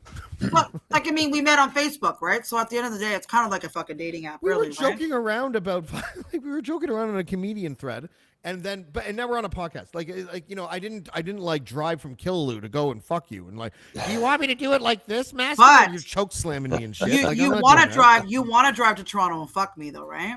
Well, I gotta tell you, I kind of want to be your friend now because I'm afraid of getting choke slammed. I'm 5'6". You could probably like. You're enough. not afraid of Fair getting choke slammed. You know what? No, I I'm not really afraid want of to be. choking. I want to You're be not Beavers. afraid You know, of when I I wanna joke, be when I Beavers. hold on, when I joke about that, like, well, I like to get beat up or whatever. What I'm really saying is like, I like women that are just tough, and I don't actually mean get beat up. But if she wanted to, if she smacked me across the face just to see what I would do, I would probably smile, right? But smile like this. Yeah, all right. Let's. I'd be like, Beaver? get the fuck out. Get the fuck Beaver? out. You need to be my gay best friend. Come on, let's fucking do this. Like I need a gay best friend. Like got a lot of lesbian friends, but I need more gay men in my life. I think you just got canceled. Your career just got. Oh wait. fucking everybody. Nope. Like it's like It's being Terry co-signed by the Bradshaw gay in Sex man, and the City. and the censors are fine with it. Everybody needs a gay best friend. Every fucking woman needs a gay. Wait, best hold friend. on a second. Douglas is my gay best friend. Well, Well, hold on. He's I'm your emotional support gay Canadian. No, you're my best gay friend, I guess is what I meant. Yes. Yeah. Okay. That's Where sure. best comes in the sentence, I guess. That's right. It means, but it still is a very big compliment. Out of all of your people, you are my number one. Right? There you go. Yeah. There you Okay. go. There you go. Out of all the oat manufacturers I know, you are also number one. May I get you some Quaker Oats, son? I'm not a fan of online dating. I realize it's kind of where the world is today. I much You just prefer to can't meet find an women in algorithm pubs. that prioritizes Quaker Oats. Like it's just, Dude, this is for charity, man. It's gone in a couple of weeks. Jebediah. Jebediah. So do all of you? Okay, you say you don't do online dating, so you I do it have. the old-fashioned way. You do the old-fashioned way. You go I'm to the single bar. for the first time in 14 years. I don't even know how to dip my toe in the water right now. And the women that have been asking, two women have asked me to go for like a meal. One said coffee, but that was weird because that's not normal to me. But I realize that's more of a rural thing and a forwardness and kind of like an open thing like that more women have here per capita, I guess I would say, than in Toronto, you know? But the idea that like online, first of all, online dating in the rural community must be hilarious because you would just see all your dates all the time. Yeah, exactly. Like, There's no anonymity. It's oh look, there's just a very short there's- pool, I'm sure. There's 4 women in this bank, including one teller that I dated in the last month from Plenty of Fish or whatever the fuck, right? Like, Pretty much. welcome. I to mean, Toronto's Barry's good like Bay. that. There's a lot of choice. I'm never probably gonna see ever, but whatever. Maybe the good way to look at it for me, for people like me, is like this. Oh my God, I know my demographic. People who also think online dating is awful, right? That if I could make a singles like We should have an online site for you to meet. Fuck you. Meet Daddy, yeah, meet No, Daddy. you never meet online. That's what I was just going to say is that if It's you called can find Grindr. if you can find people that don't like to online date, you just create live events for those people. Okay, James. Who That said I already like exists. online dating? Nobody likes online dating. It's Who fucking said this? Who trash. said I was talking about you? It's absolute trash. I wasn't But talking it's about you. easy access. Like I would I not was not go up talking to a about fucking, you. I was would just not. saying. I would Accept not it. go up to a 26-year-old guy off the street and say you want to fuck. Like it just would never happen. So like this is a buffer for You me. just right? fucking Like, admitted that it did happen with a 24-year-old. yeah, that Online. one time though, right? But Like, how I did mean, you I meet had him? How did you meet him? on the dating app? Yeah. Online. Online. Wow, Yeah. I'm shocked that it didn't end in a happy marriage. Okay, go on. Oh, That wasn't the what wasn't that ex- doesn't wasn't sound like that was the plan though, yeah, dude. James. It No, was all I it know was that. ripping the Band-Aid off. Like a little bit of I fucking know that. fun. I know that it's not that it wasn't meant for that. That to me is part of the milieu of issues that I have with it. That it's like Yeah. I feel like if you want to fuck, that's fine. If someone else is down to fuck, that's fine. If you find each other and you want to fuck each other, that's fine. The selectively weird, lack of a soul, mechanical, algorithmic way of going about it for me is weird. It's like finding a clone at a factory and fucking it or something. Like it doesn't seem to have a connection. You know, Yes, and you, like you it certainly just, put the romantic spell in my mind. yeah. Well, I'm trying to. Maybe you're beginning to see how I feel about online dating. I think A so little many bit, people are gonna a little fucking bit. join up for Tinder after this podcast. Maybe. Won't be me. I was on Tinder. I got off that a long time ago. Yeah, I'm sucked in. I bought a year's membership. I didn't even know what the fuck I was doing. I thought it was 1 month, and then fucking I was locked into a year, and they charged my credit card, and I was, what the fuck? Yeah, I wasn't happy about that. They This is kinda me. tricked me. This is me rejecting human beings. This is it right here. This is how much I care about humanity. I'm not even I'm gonna look so- at who I swipe. Could be the best looking girl ever. Oh. Like, I'm so it's old. I dated women so I met on weird. Lava Life. Yes. Oh my The god. guy we're who in the same- founded How Lava old are Life. you? The How guy who old are you? founded Lava Life. I'll be was my 55 boss in for, July. like, 2 Okay, years. yeah. Oh fuck, I remember those chat lines in the night. I met my son's father from those chat lines. You know, those chat You lines. know who back in the invented those day. chat lines? And your voice was all you had, and I have a fucking sexy ass voice, man. So I was getting the men's like. You know who invented online, like the 976 numbers in the chat lines and stuff? His name is Rasul Verji. You want to hear the story of Rasul Verji? How do you know Yes. this guy? Rasul Verji. That's a very good question. I was And I'll tell you. I moved to Dundas, Ontario, and worked at this restaurant and lived with a buddy. And then I took a visit to Toronto once, and I stayed at my friend Laura's house in like at Bathurst and Bloor. And her and I walked to work. She worked at Bay and Bloor. And I went inside the Manulife Center, and I went to the food court there, which is like a fancy kind of food court or whatever. And I sat down and had a coffee, and there was this guy sitting over there, and he was talking about how to market a new long distance scheme. This is like 2005, where it was called reverse calling. So it was called Mobile Miser. And so you remember how expensive it was back then to call anywhere out of your fucking area code or whatever. So he created this system where you could call this number and it would be busy. You hang up, and then the number calls you back, and then you can dial anywhere in North America for $20 a month, right? That's what it was back then. So he's like, we need someone for marketing.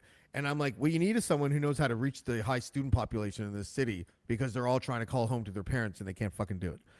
And like literally an hour later, he gave me a condo in the Manulife Center and a job paying X amount a week that I used to have to go and collect off the founder of Lava Life, who was the guy from the Dragon's Den there that used to be on Dragon's Den a long time ago.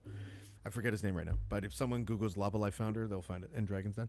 But anyways, so he's Rasul Verji invented the chat line thing, like the 976 numbers and the where to go to chat and the party lines and all that kind of stuff.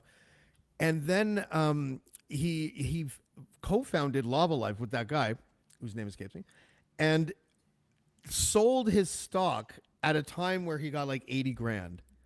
Bruce Croxon. Oh that's yeah, right. bro. Yeah, Bruce Croxon, Bruce. yeah. So Bruce and I used to meet once a week. I used to go to his house and he used to pay me. Right? That was the Cool. whatever.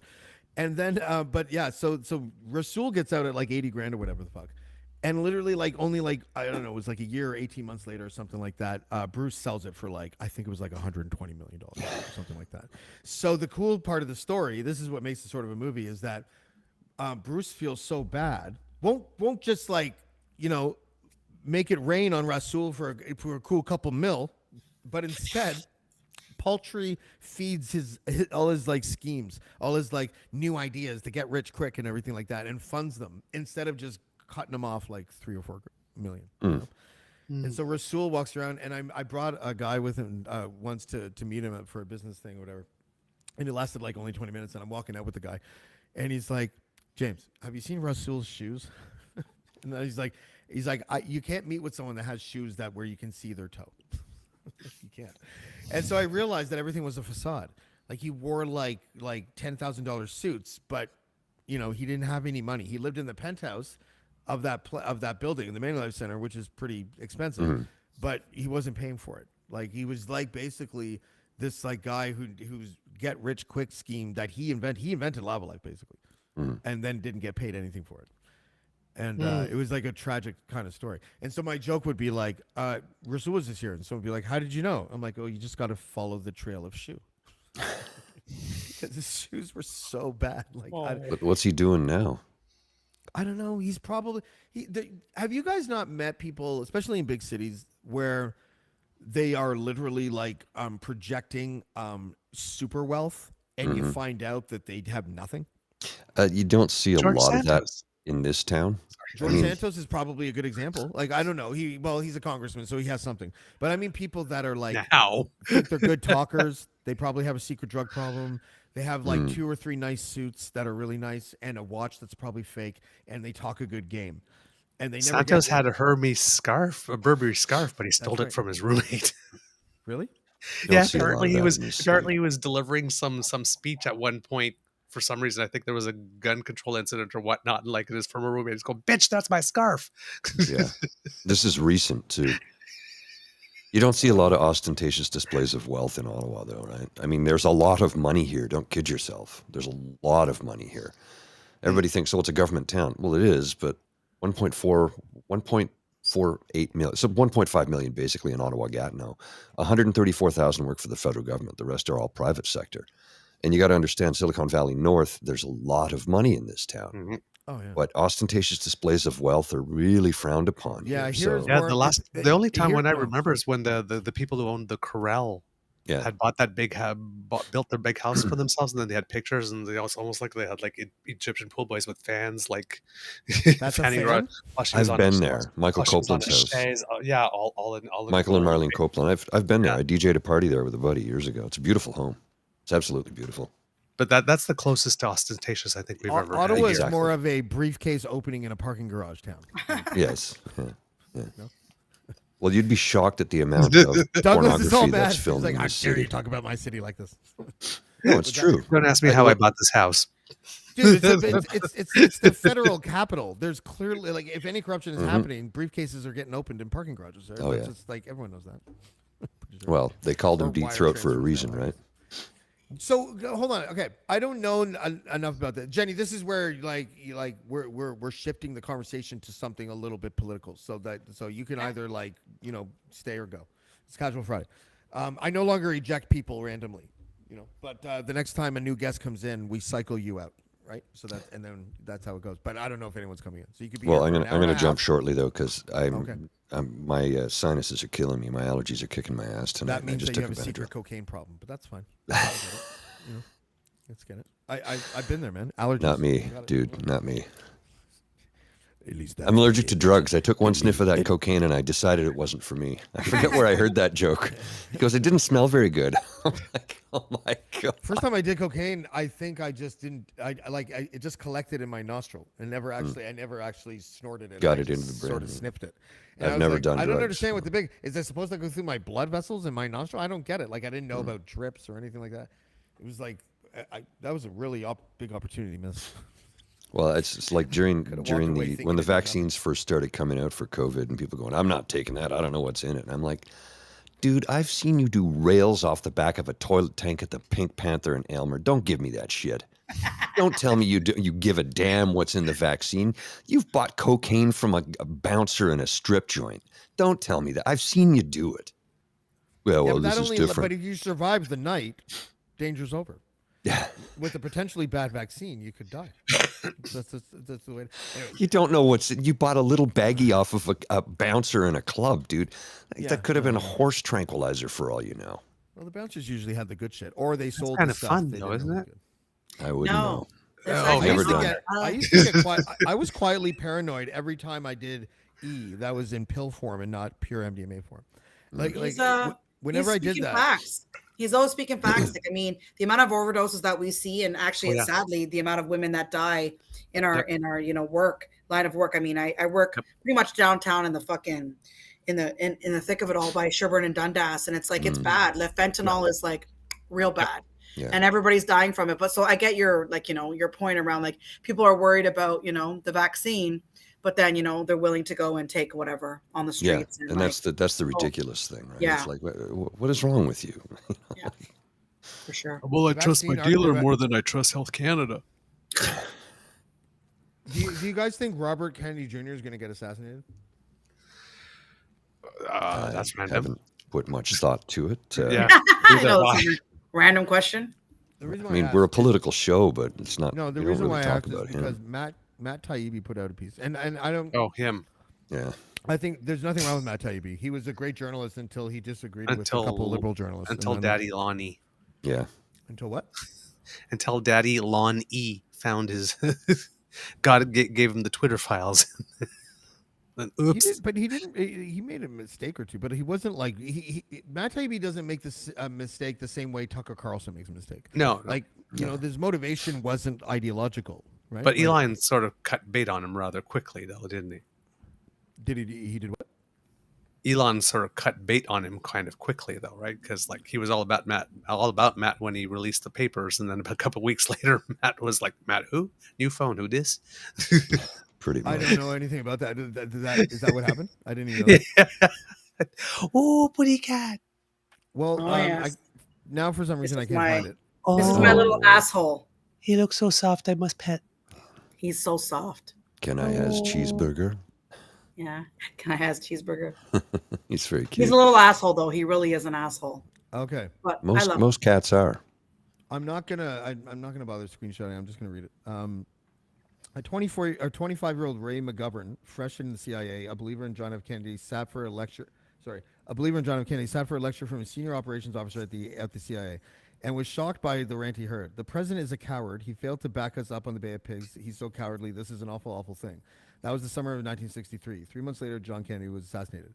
McGovern, who worked for the CIA for 27 years and spent an equal number of years critiquing it, lays out step-by-step factors that led to what he suspects is the agency's role in the assassination of the president. He goes on to write about how Robert Kennedy, his brother, got killed, and that it would be and just the family apparently has like the historical ties that it has created. Like, what do they call that when there's like generational grudges?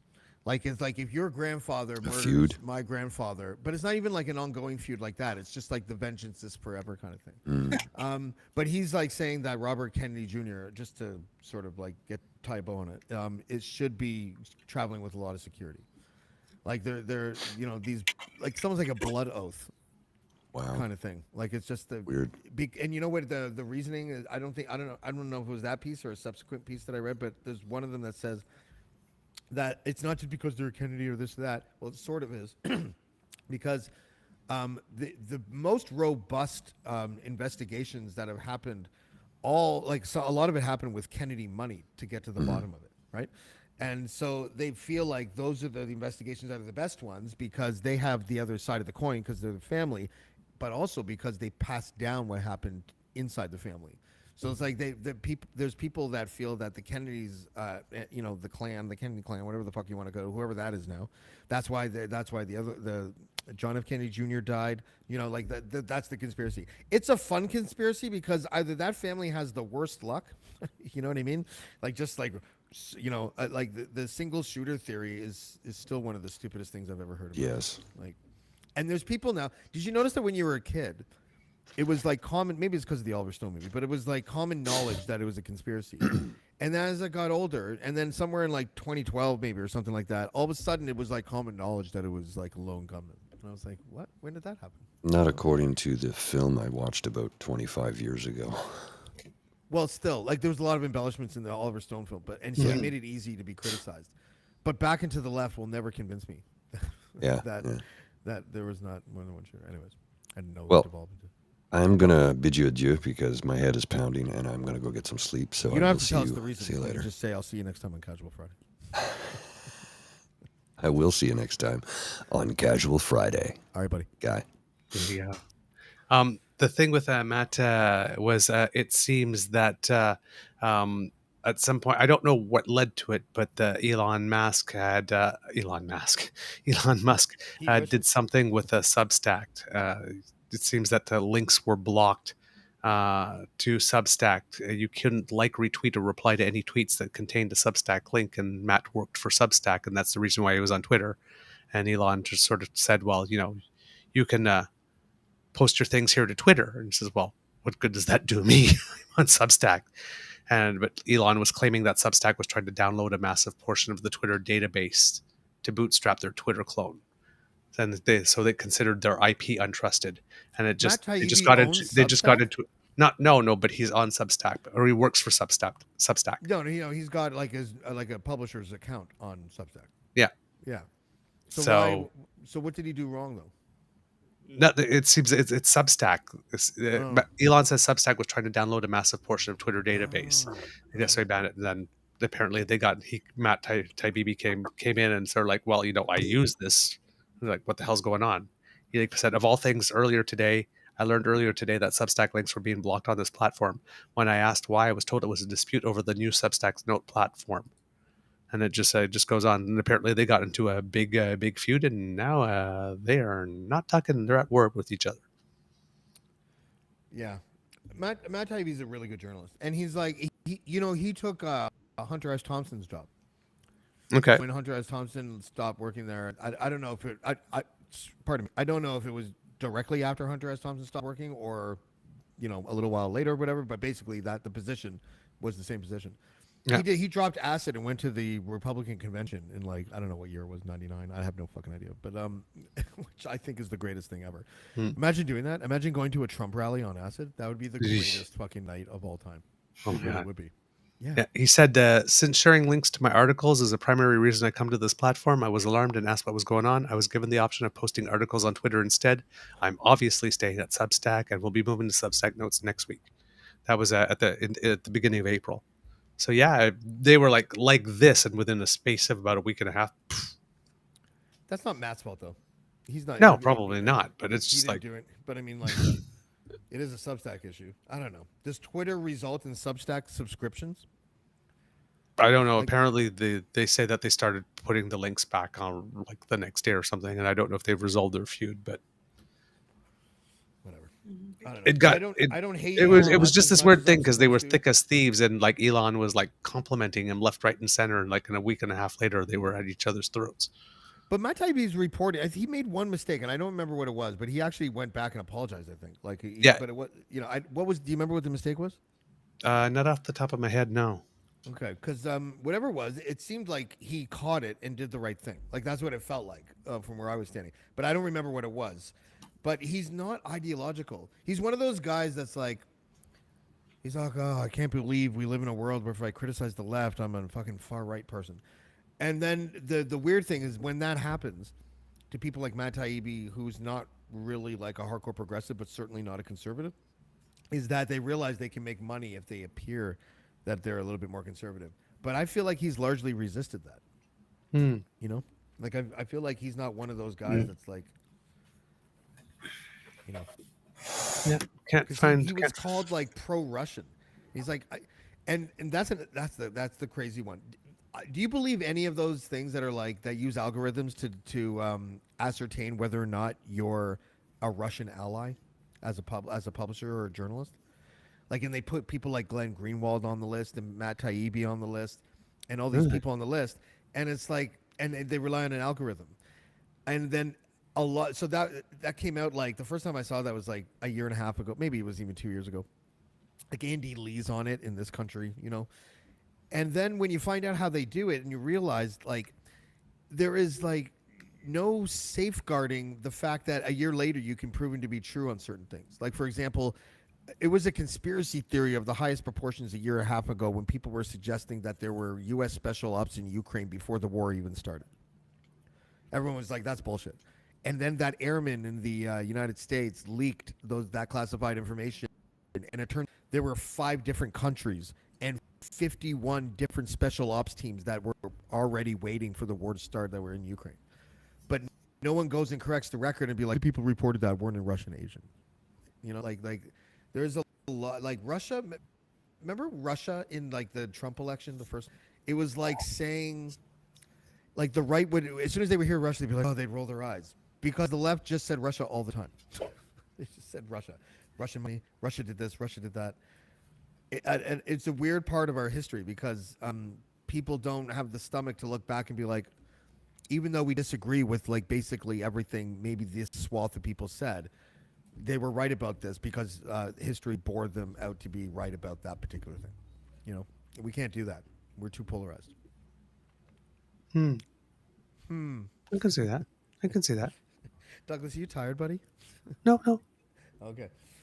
Nope. I was scanning to try and find the answer to your question. Okay. So I'm sorry. I honestly thought I was like boring the fuck out of you. I really did. Nope. So that was just Jenny. Okay, good. Apparently, some of the errors was he had reported on something called the Election Integrity Project, and he had said something that it was government funded and all that kind of stuff, and that it was founded on a certain date. And it turns out it was founded 2 years early than he said. It wasn't government funded, and he said that it was. Said that they labeled 22 million tweets as misinformation to the vote, and they didn't. That they flagged 3,000 election misinformation tweets for labeling. So he was like off by 21,997,000. I wonder if he if that was oversight or if he relied on someone else to do something. Yeah, Yeah. don't. But So still, apparent. but what would the motivation be for a guy like him to make an error like that? Like, is there an ideological? I guess people just assumed that he was in Elon's pocket and was just writing whatever Elon would want him to.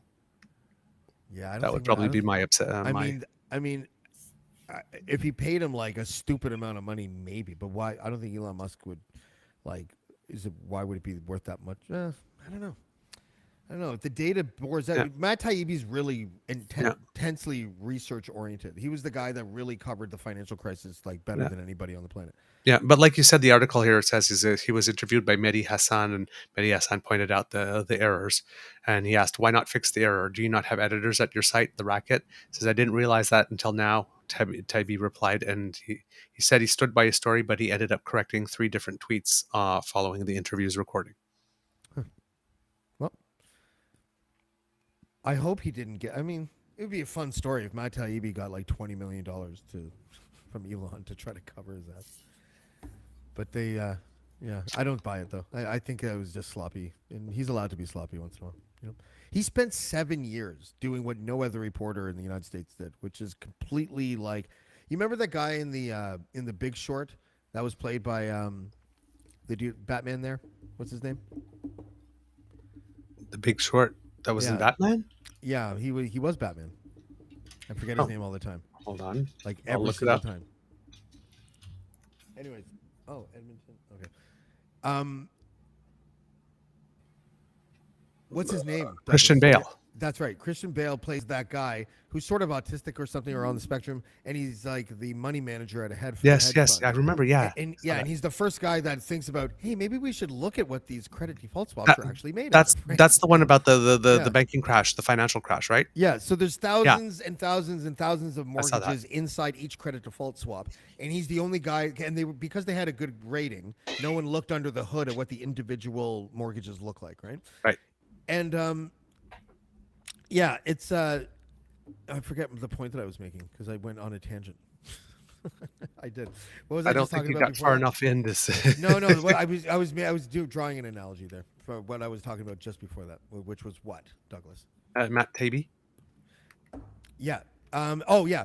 So Matt Taibbi did to the financial crisis what that guy did to credit default swap. He's the only guy that actually looked under the hood of the financial crisis and saw not just like the accusations, but like the evidence of actual criminal wrongdoing. All of it was basically uncovered by him. He did better than the State Department did. Like he was dope. So I don't know. I find it hard to believe that he did something intentional. I could be totally wrong. I wonder what's your price, Douglas? Like if you were in Matt Taibbi's shoes and someone was like 100 million, I think I'd do it. No, I couldn't. 100 million. What No. if you then gave $20 million to a charity of blind children that you wouldn't have been able to do if you didn't tell that? Just No, yeah, really? no, I don't know. It's not even blood money. No, It's like no, I don't blind think I money. would. I mean, don't get me wrong. I'm human. I would be tempted. But at the 100 end million. of the day, I think just by upbringing, I grew up pretty poor and kind of made my way. And even like when I was younger, there's a couple times that I had boyfriends that were really, really, really well off, and it was like, no, don't do that. That's too much. That just feels weird. You're spending too much. It feels weird. And I was like, I may not have as much as you do because I'm younger and starting out, but I do have my own, and I don't I need hear what yours. you're saying. Let the So kids stay. yeah, let so the- it's let but the it's just one of children- those let- things. I don't let think the I would. children stay blind. I got it. Yep, I think so. For that price, yep. Really? Yep, I think so. Somebody else can save the kids. That when I need to look at myself in the mirror. What? That doesn't make any sense. Okay. I could. I don't think I could. But I always on my show when I'm talking to people, it's like when it's you yourself in the mirror, you know what you did. Yeah, I took Right? 100 million And for a so, lie that yeah. meant something for like one news cycle, and Yeah, then I but got to make blind kids not blind anymore. And you're like, Yeah. fuck the blind kids. I'm just Yeah, saying. and then what happens, right, is that like everybody celebrates you for 10, 15 years for helping the blind kids, and then 15 years later, the tide turns and that piece of news comes out, and then your whole story goes on. Instead of falling from here, when I you bet. got the Do you 20 think the million, you blind fall kids from are going to here. allow? Do you think the blind kids are going to come up to you and be like, you know what? You pluck out my motherfucking eyes. I don't want your eyesight. Oh, It's not the blind kids. It's got to be somebody else that's jealous by the fact that after 15 years of saving the blind kids, you achieved a certain position of status, and you get you know, somebody's looking at you with green eyes and wants to I take know you I get down. it. It reminds me of the That's what cyclist. happens. It reminds me of the cyclist. What's his face that got cancer? Lance Armstrong. Lance Armstrong. Kind of reminds Yeah. me of that a little bit. He did all that stuff for Livestrong, and then somebody said, "Yeah, but you cheated, and we're going to find." And the more he did for Livestrong, the more charity stuff like this, the more he was trying to make himself look like a decent hero, the more people wanted to find out the truth. Do you know the weird part about that story is? There's two weird things about that story. One of them is that if you talk to, I know a professional cyclist, and he's just like every single cyclist. Like he's like, it is almost basically impossible to make a team if you do not fucking dose, right? Like, and you might not dose continuously or anything like that, but you've dosed in your training to make the team, or you dose just before the Olympics or something, right? Like, he's like, I'm sorry to burst your bubble, James, but that's basically what it is. So there's that. And the other thing is that he was getting tested. And I don't know who's the IUC, whatever the fuck the International Olympic Committee or the cycling committee or whoever it was, just wasn't testing it. So he was giving his piss to the people, and the people just weren't testing it because he was worth that much to them. Wow. Yeah. So if you're Lance Armstrong, you're almost the most innocent, in a sense, right? Like In a sense, yes. you know, like Let's just say you had a lot of help. yeah, but also all of his like. The reason why a lot of cyclists were bitter, and this buddy, I won't say who it is, but he's been in rooms with like great cyclists, right? Like, and people I think that were the team. Maybe there was one teammate or something of Lance Armstrong. I can't remember if it was Tour de France or if there's an Olympic thing. I have no idea. But anyways, he was like, a lot of them were mad because they just wanted to be the guy who was dosing but was the most popular. It wasn't because he was dosing, like Right. If you ever saw like a really good cyclist like get on the news and be like, I just can't believe that Lance Armstrong would use steroids. This is just an abomination. That person was lying. That person was like, guilty of it or knew that most people were and all that kind of stuff. So not everything is how it seems. My favorite may not be how it seems story is like the conspiracy theory that, and because it's the only alternative to OJ didn't kill Nicole and Ron Goldman, is that his son did it. And it's really kind of, it's not, I won't say it's compelling because it seems so ridiculous because of how like crazy that scandal was. But his son worked at a restaurant that was like, within walking distance of where the murder, maybe it wasn't walking distance, but he worked at a restaurant that he didn't show up for his shift. And he was known to carry his set of really sharp knives. Okay. And it explains the Simpson DNA. And maybe the entire O.J. Simpson story really is a story about a father trying to protect his son who did something awful. Imagine that shit. Hello, Twitter world. I'm saying. That could happen. We live in a world where Bill Cosby turned out to be one of the most prolific rapists in American history. Yeah. So, yeah, you never know. There's a hypothesis. Wow. I'm just saying. I've never heard of that at all anywhere. Yeah, it's of course it sounds ridiculous, and I don't know what I believe. I don't know, fucking know. I don't know anything. I only know what happens in the forest. I don't even know what happens in the forest around me. I barely know what happens in here, Douglas. Right? So, but it's interesting. Like it's just one of those like, okay, because it's really believable. If you were to tell someone before that happened, what's a more plausible story here? Everyone would go with the son did it. No one would suspect O.J. Simpson would buy.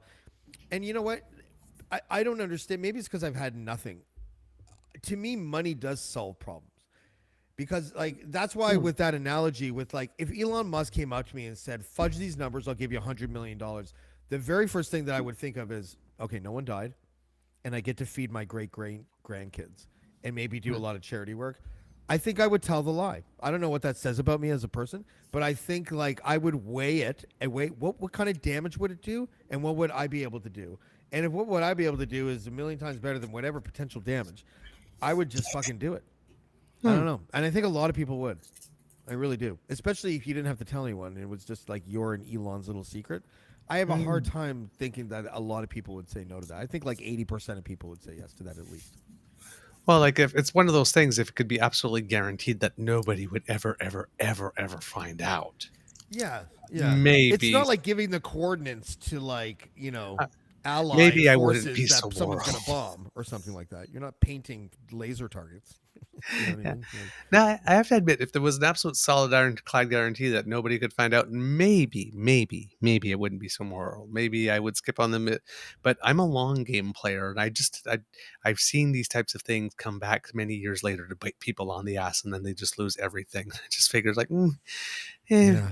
maybe I would have a good run for 10, 15 years before it all blew up in my face. You know, maybe it would be worth it. I don't know. But, I would just, I think I know what I would do. I think I would take my kids and I would just like, I would crisscross the country and just go everywhere in Canada.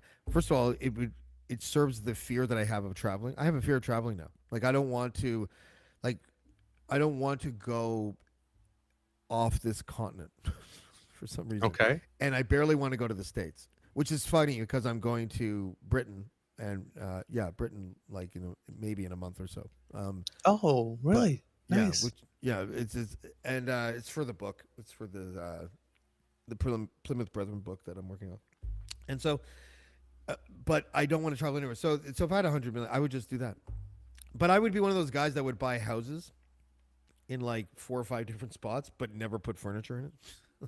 Just be one of those guys. Do you have a place to stay in Vancouver? I sure do, Ken. Here's the keys. You go there, it's just like a mattress on the floor and a coffee table. Yeah. Why do you have the box there? It's for my laptop. Milk crates galore. Yeah. How you doing, Jenny? Okay.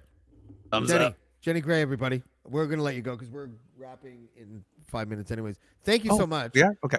I should have let you go before because now you know how it feels to not talk for 45. I'm just kidding. Oh. Are you okay? Sorry. What? What's the matter? See you, Jenny. Bye, Jenny. Bye, Jenny. Wow, she faded quick. Oh no. That was kind of funny, actually. No, well, because at the beginning of the podcast, and I'm fine with. I thought that was a hilarious podcast, and I don't care who knows it. I'm I'm still sober, James, but I'm really happy today. I'm very How's that going for you? I'm very caffeinated. I take way too much caffeine. Okay. Yeah, I drink 2 Red Bulls, 1 coffee, and I take 400 milligrams of actual caffeine. Wow. Okay. I'm trying to replace the focus that I had and the energy or whatever that I have from the prescription drugs because I'm not taking those. Mm-hmm. So in order to reach amphetamine level Yeah. in the caffeine world, that's what I got to do. I don't do that every day. I do that like 3 or 4 times a week, and today was one of those days. But I had 2 interviews previous to this. I had a big interview yesterday. I have next week is Plymouth Brethren week. Like I'm having from Sunday to Thursday. I'm just having one right after another. Okay. And I need to just book shows. Mm-hmm. Yeah, it's weird. I listened to your interview with Charles Adler the other day, and one of your interviews, I think, from this fall with Sherry DeNovo. Oh yeah, I like that one. The Sherry. Yeah, there's a couple I wasn't able to listen at the same time, so I have them on my queue thing, and then they pop up randomly. So I'm listening to a few of them a little delayed. Yeah. But whoa, those 2 were really good. Thanks, man. The Sherry one was particularly good. I had no idea. Yeah, I know. That she once sold. I had no idea that she was a street kid, and it makes and now she's like she's a movie. Yeah, She's legit a movie. she's 'Cause definitely a movie. yeah, because she's also like an ordained minister or whatever. Ordained minister, and then she was elected. Yeah, I mean, what has she not done? I don't know. She is so Like cool. she's probably got like some weird third degree kung fu fucking like belt or something like that. Like and she's intellectual and fierce, and her business savvy is good, and Yeah, she she's got understands it things. together. She's a little more left than I am, but she's a good person, right? Yeah, she's got it together. yeah, totally. Like she's not one of those people where if I disagree with her, like I would develop some animosity towards her or something stupid like that. It was just like, oh, I just disagree with her, but wow, she's the shit. You know? Right, right. Yeah, no, those were interesting. So Charles Adler and a rapper, what they have in common is that they both cried on the podcast within the last 3 weeks. But Yeah, I heard that. I want to listen to the one where the and I know was that it DOC who cried? No, not DOC. It was Peter Jack. Peter. Listen, I'm not making fun of it at all, but it was Peter No, Jackson. no, no, no. You know, I heard you talking about it. That it was in a whole. Yeah, there was a context to that, and it was really nice. Totally. Like it was. We had a mutual friend that passed away last year. It was sort of about that. It was during our discussion about that. I put the picture up, and I think that kind of triggered it. It wasn't intentional or anything, but I thought I bring it up only because I thought it was really powerful. I just don't want to be misunderstood. Like I made a rapper cry, even though I think I sort of said it like that the first time, but I was just being anecdotal or whatever. But no, it was nice. It was.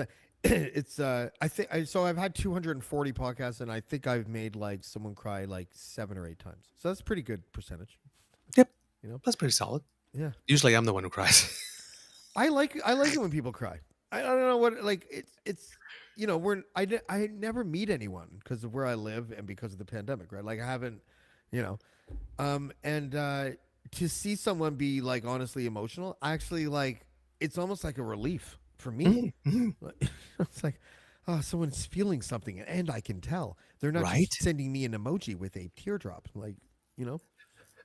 We have to stop doing this. Like it's not even. We live inside the dystopia, people. We need to stop this shit. Yeah, no, I completely agree with you. I think that's one of the reasons why I liked Jenny so much.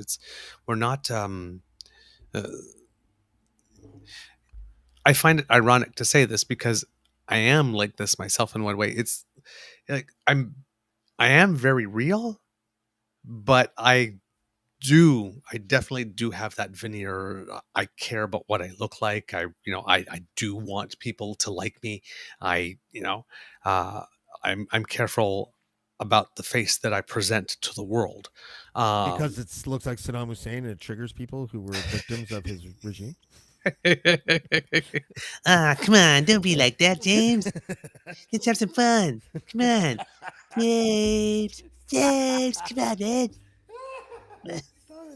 That's too much. James, where you going? James.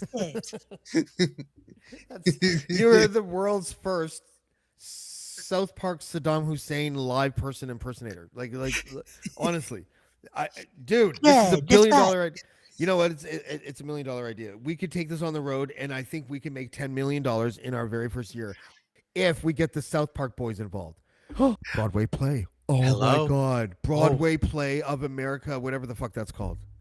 Dude, if you bring me to Broadway, I will marry you and love you forever. Okay, I'll take it because it would be homophobic not to. Listen, if we're making a lot of money, there's a lot of things I would do for you. I'm going to take a briefcase of money from Elon Musk to fudge numbers. Probably some shit I'd do for 10 grand.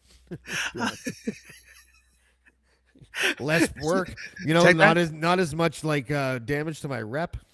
Okay, so you're not up for 10 grand. Would you like to hear about the shit I'll do for 5? Yes, I would.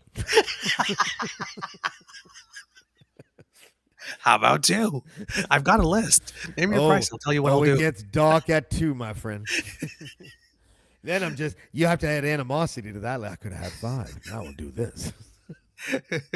What do you mean bleeding starts at 1? What the fuck? What would you do for a Klondike bar? Is a Klondike bar made of metal? Because I'd go 2 grand.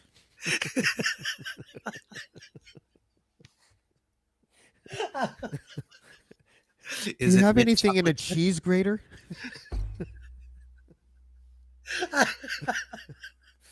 Oh my God. Oh man, I love you. I love you too. Oh, you make me laugh so hard. I love it.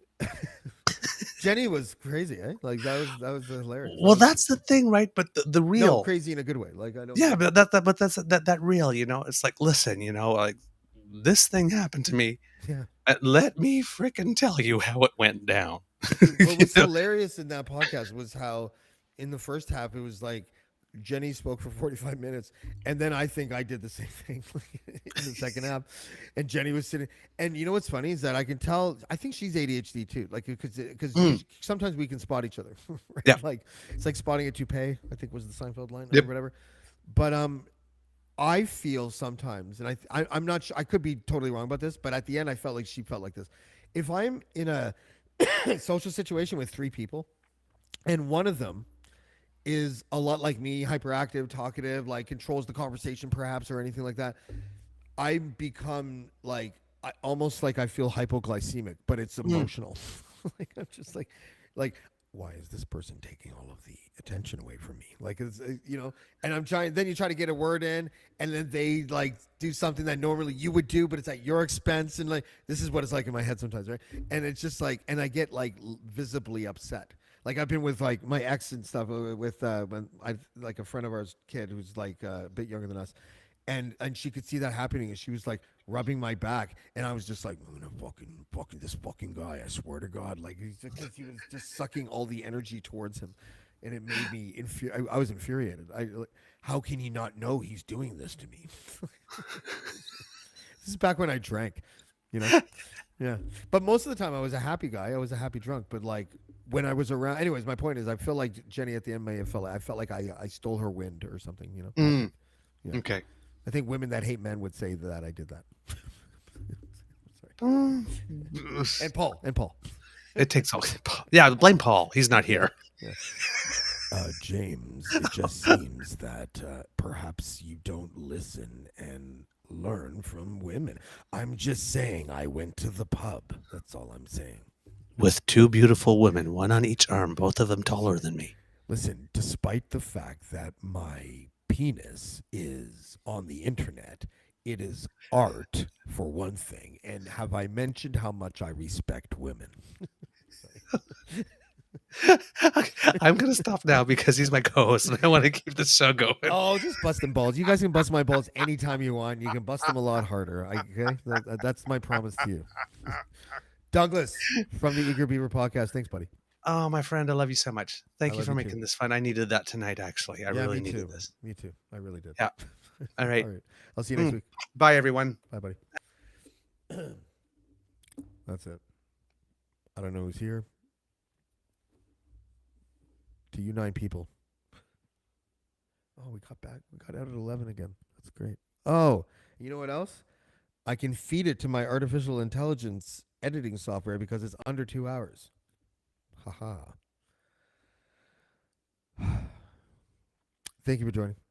Next week is Plymouth Brethren Week. We have a whole bunch of ex-members from Sunday to Thursday. And we might have a doubleheader or 2, depending. And by the way, from all corners of the world. New Zealand, Thailand, the UK, United States, Australia.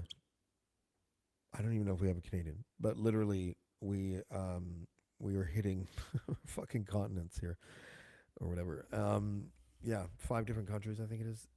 And all with a story that is eerily similar about an organization that destroyed their life when they were either forced to leave or left on their own accord. So that's next week. Thank you for joining on Casual Friday, and we'll see you next time on Blackballed. Blackballed. Blackballed. Blackballed. Blackballed.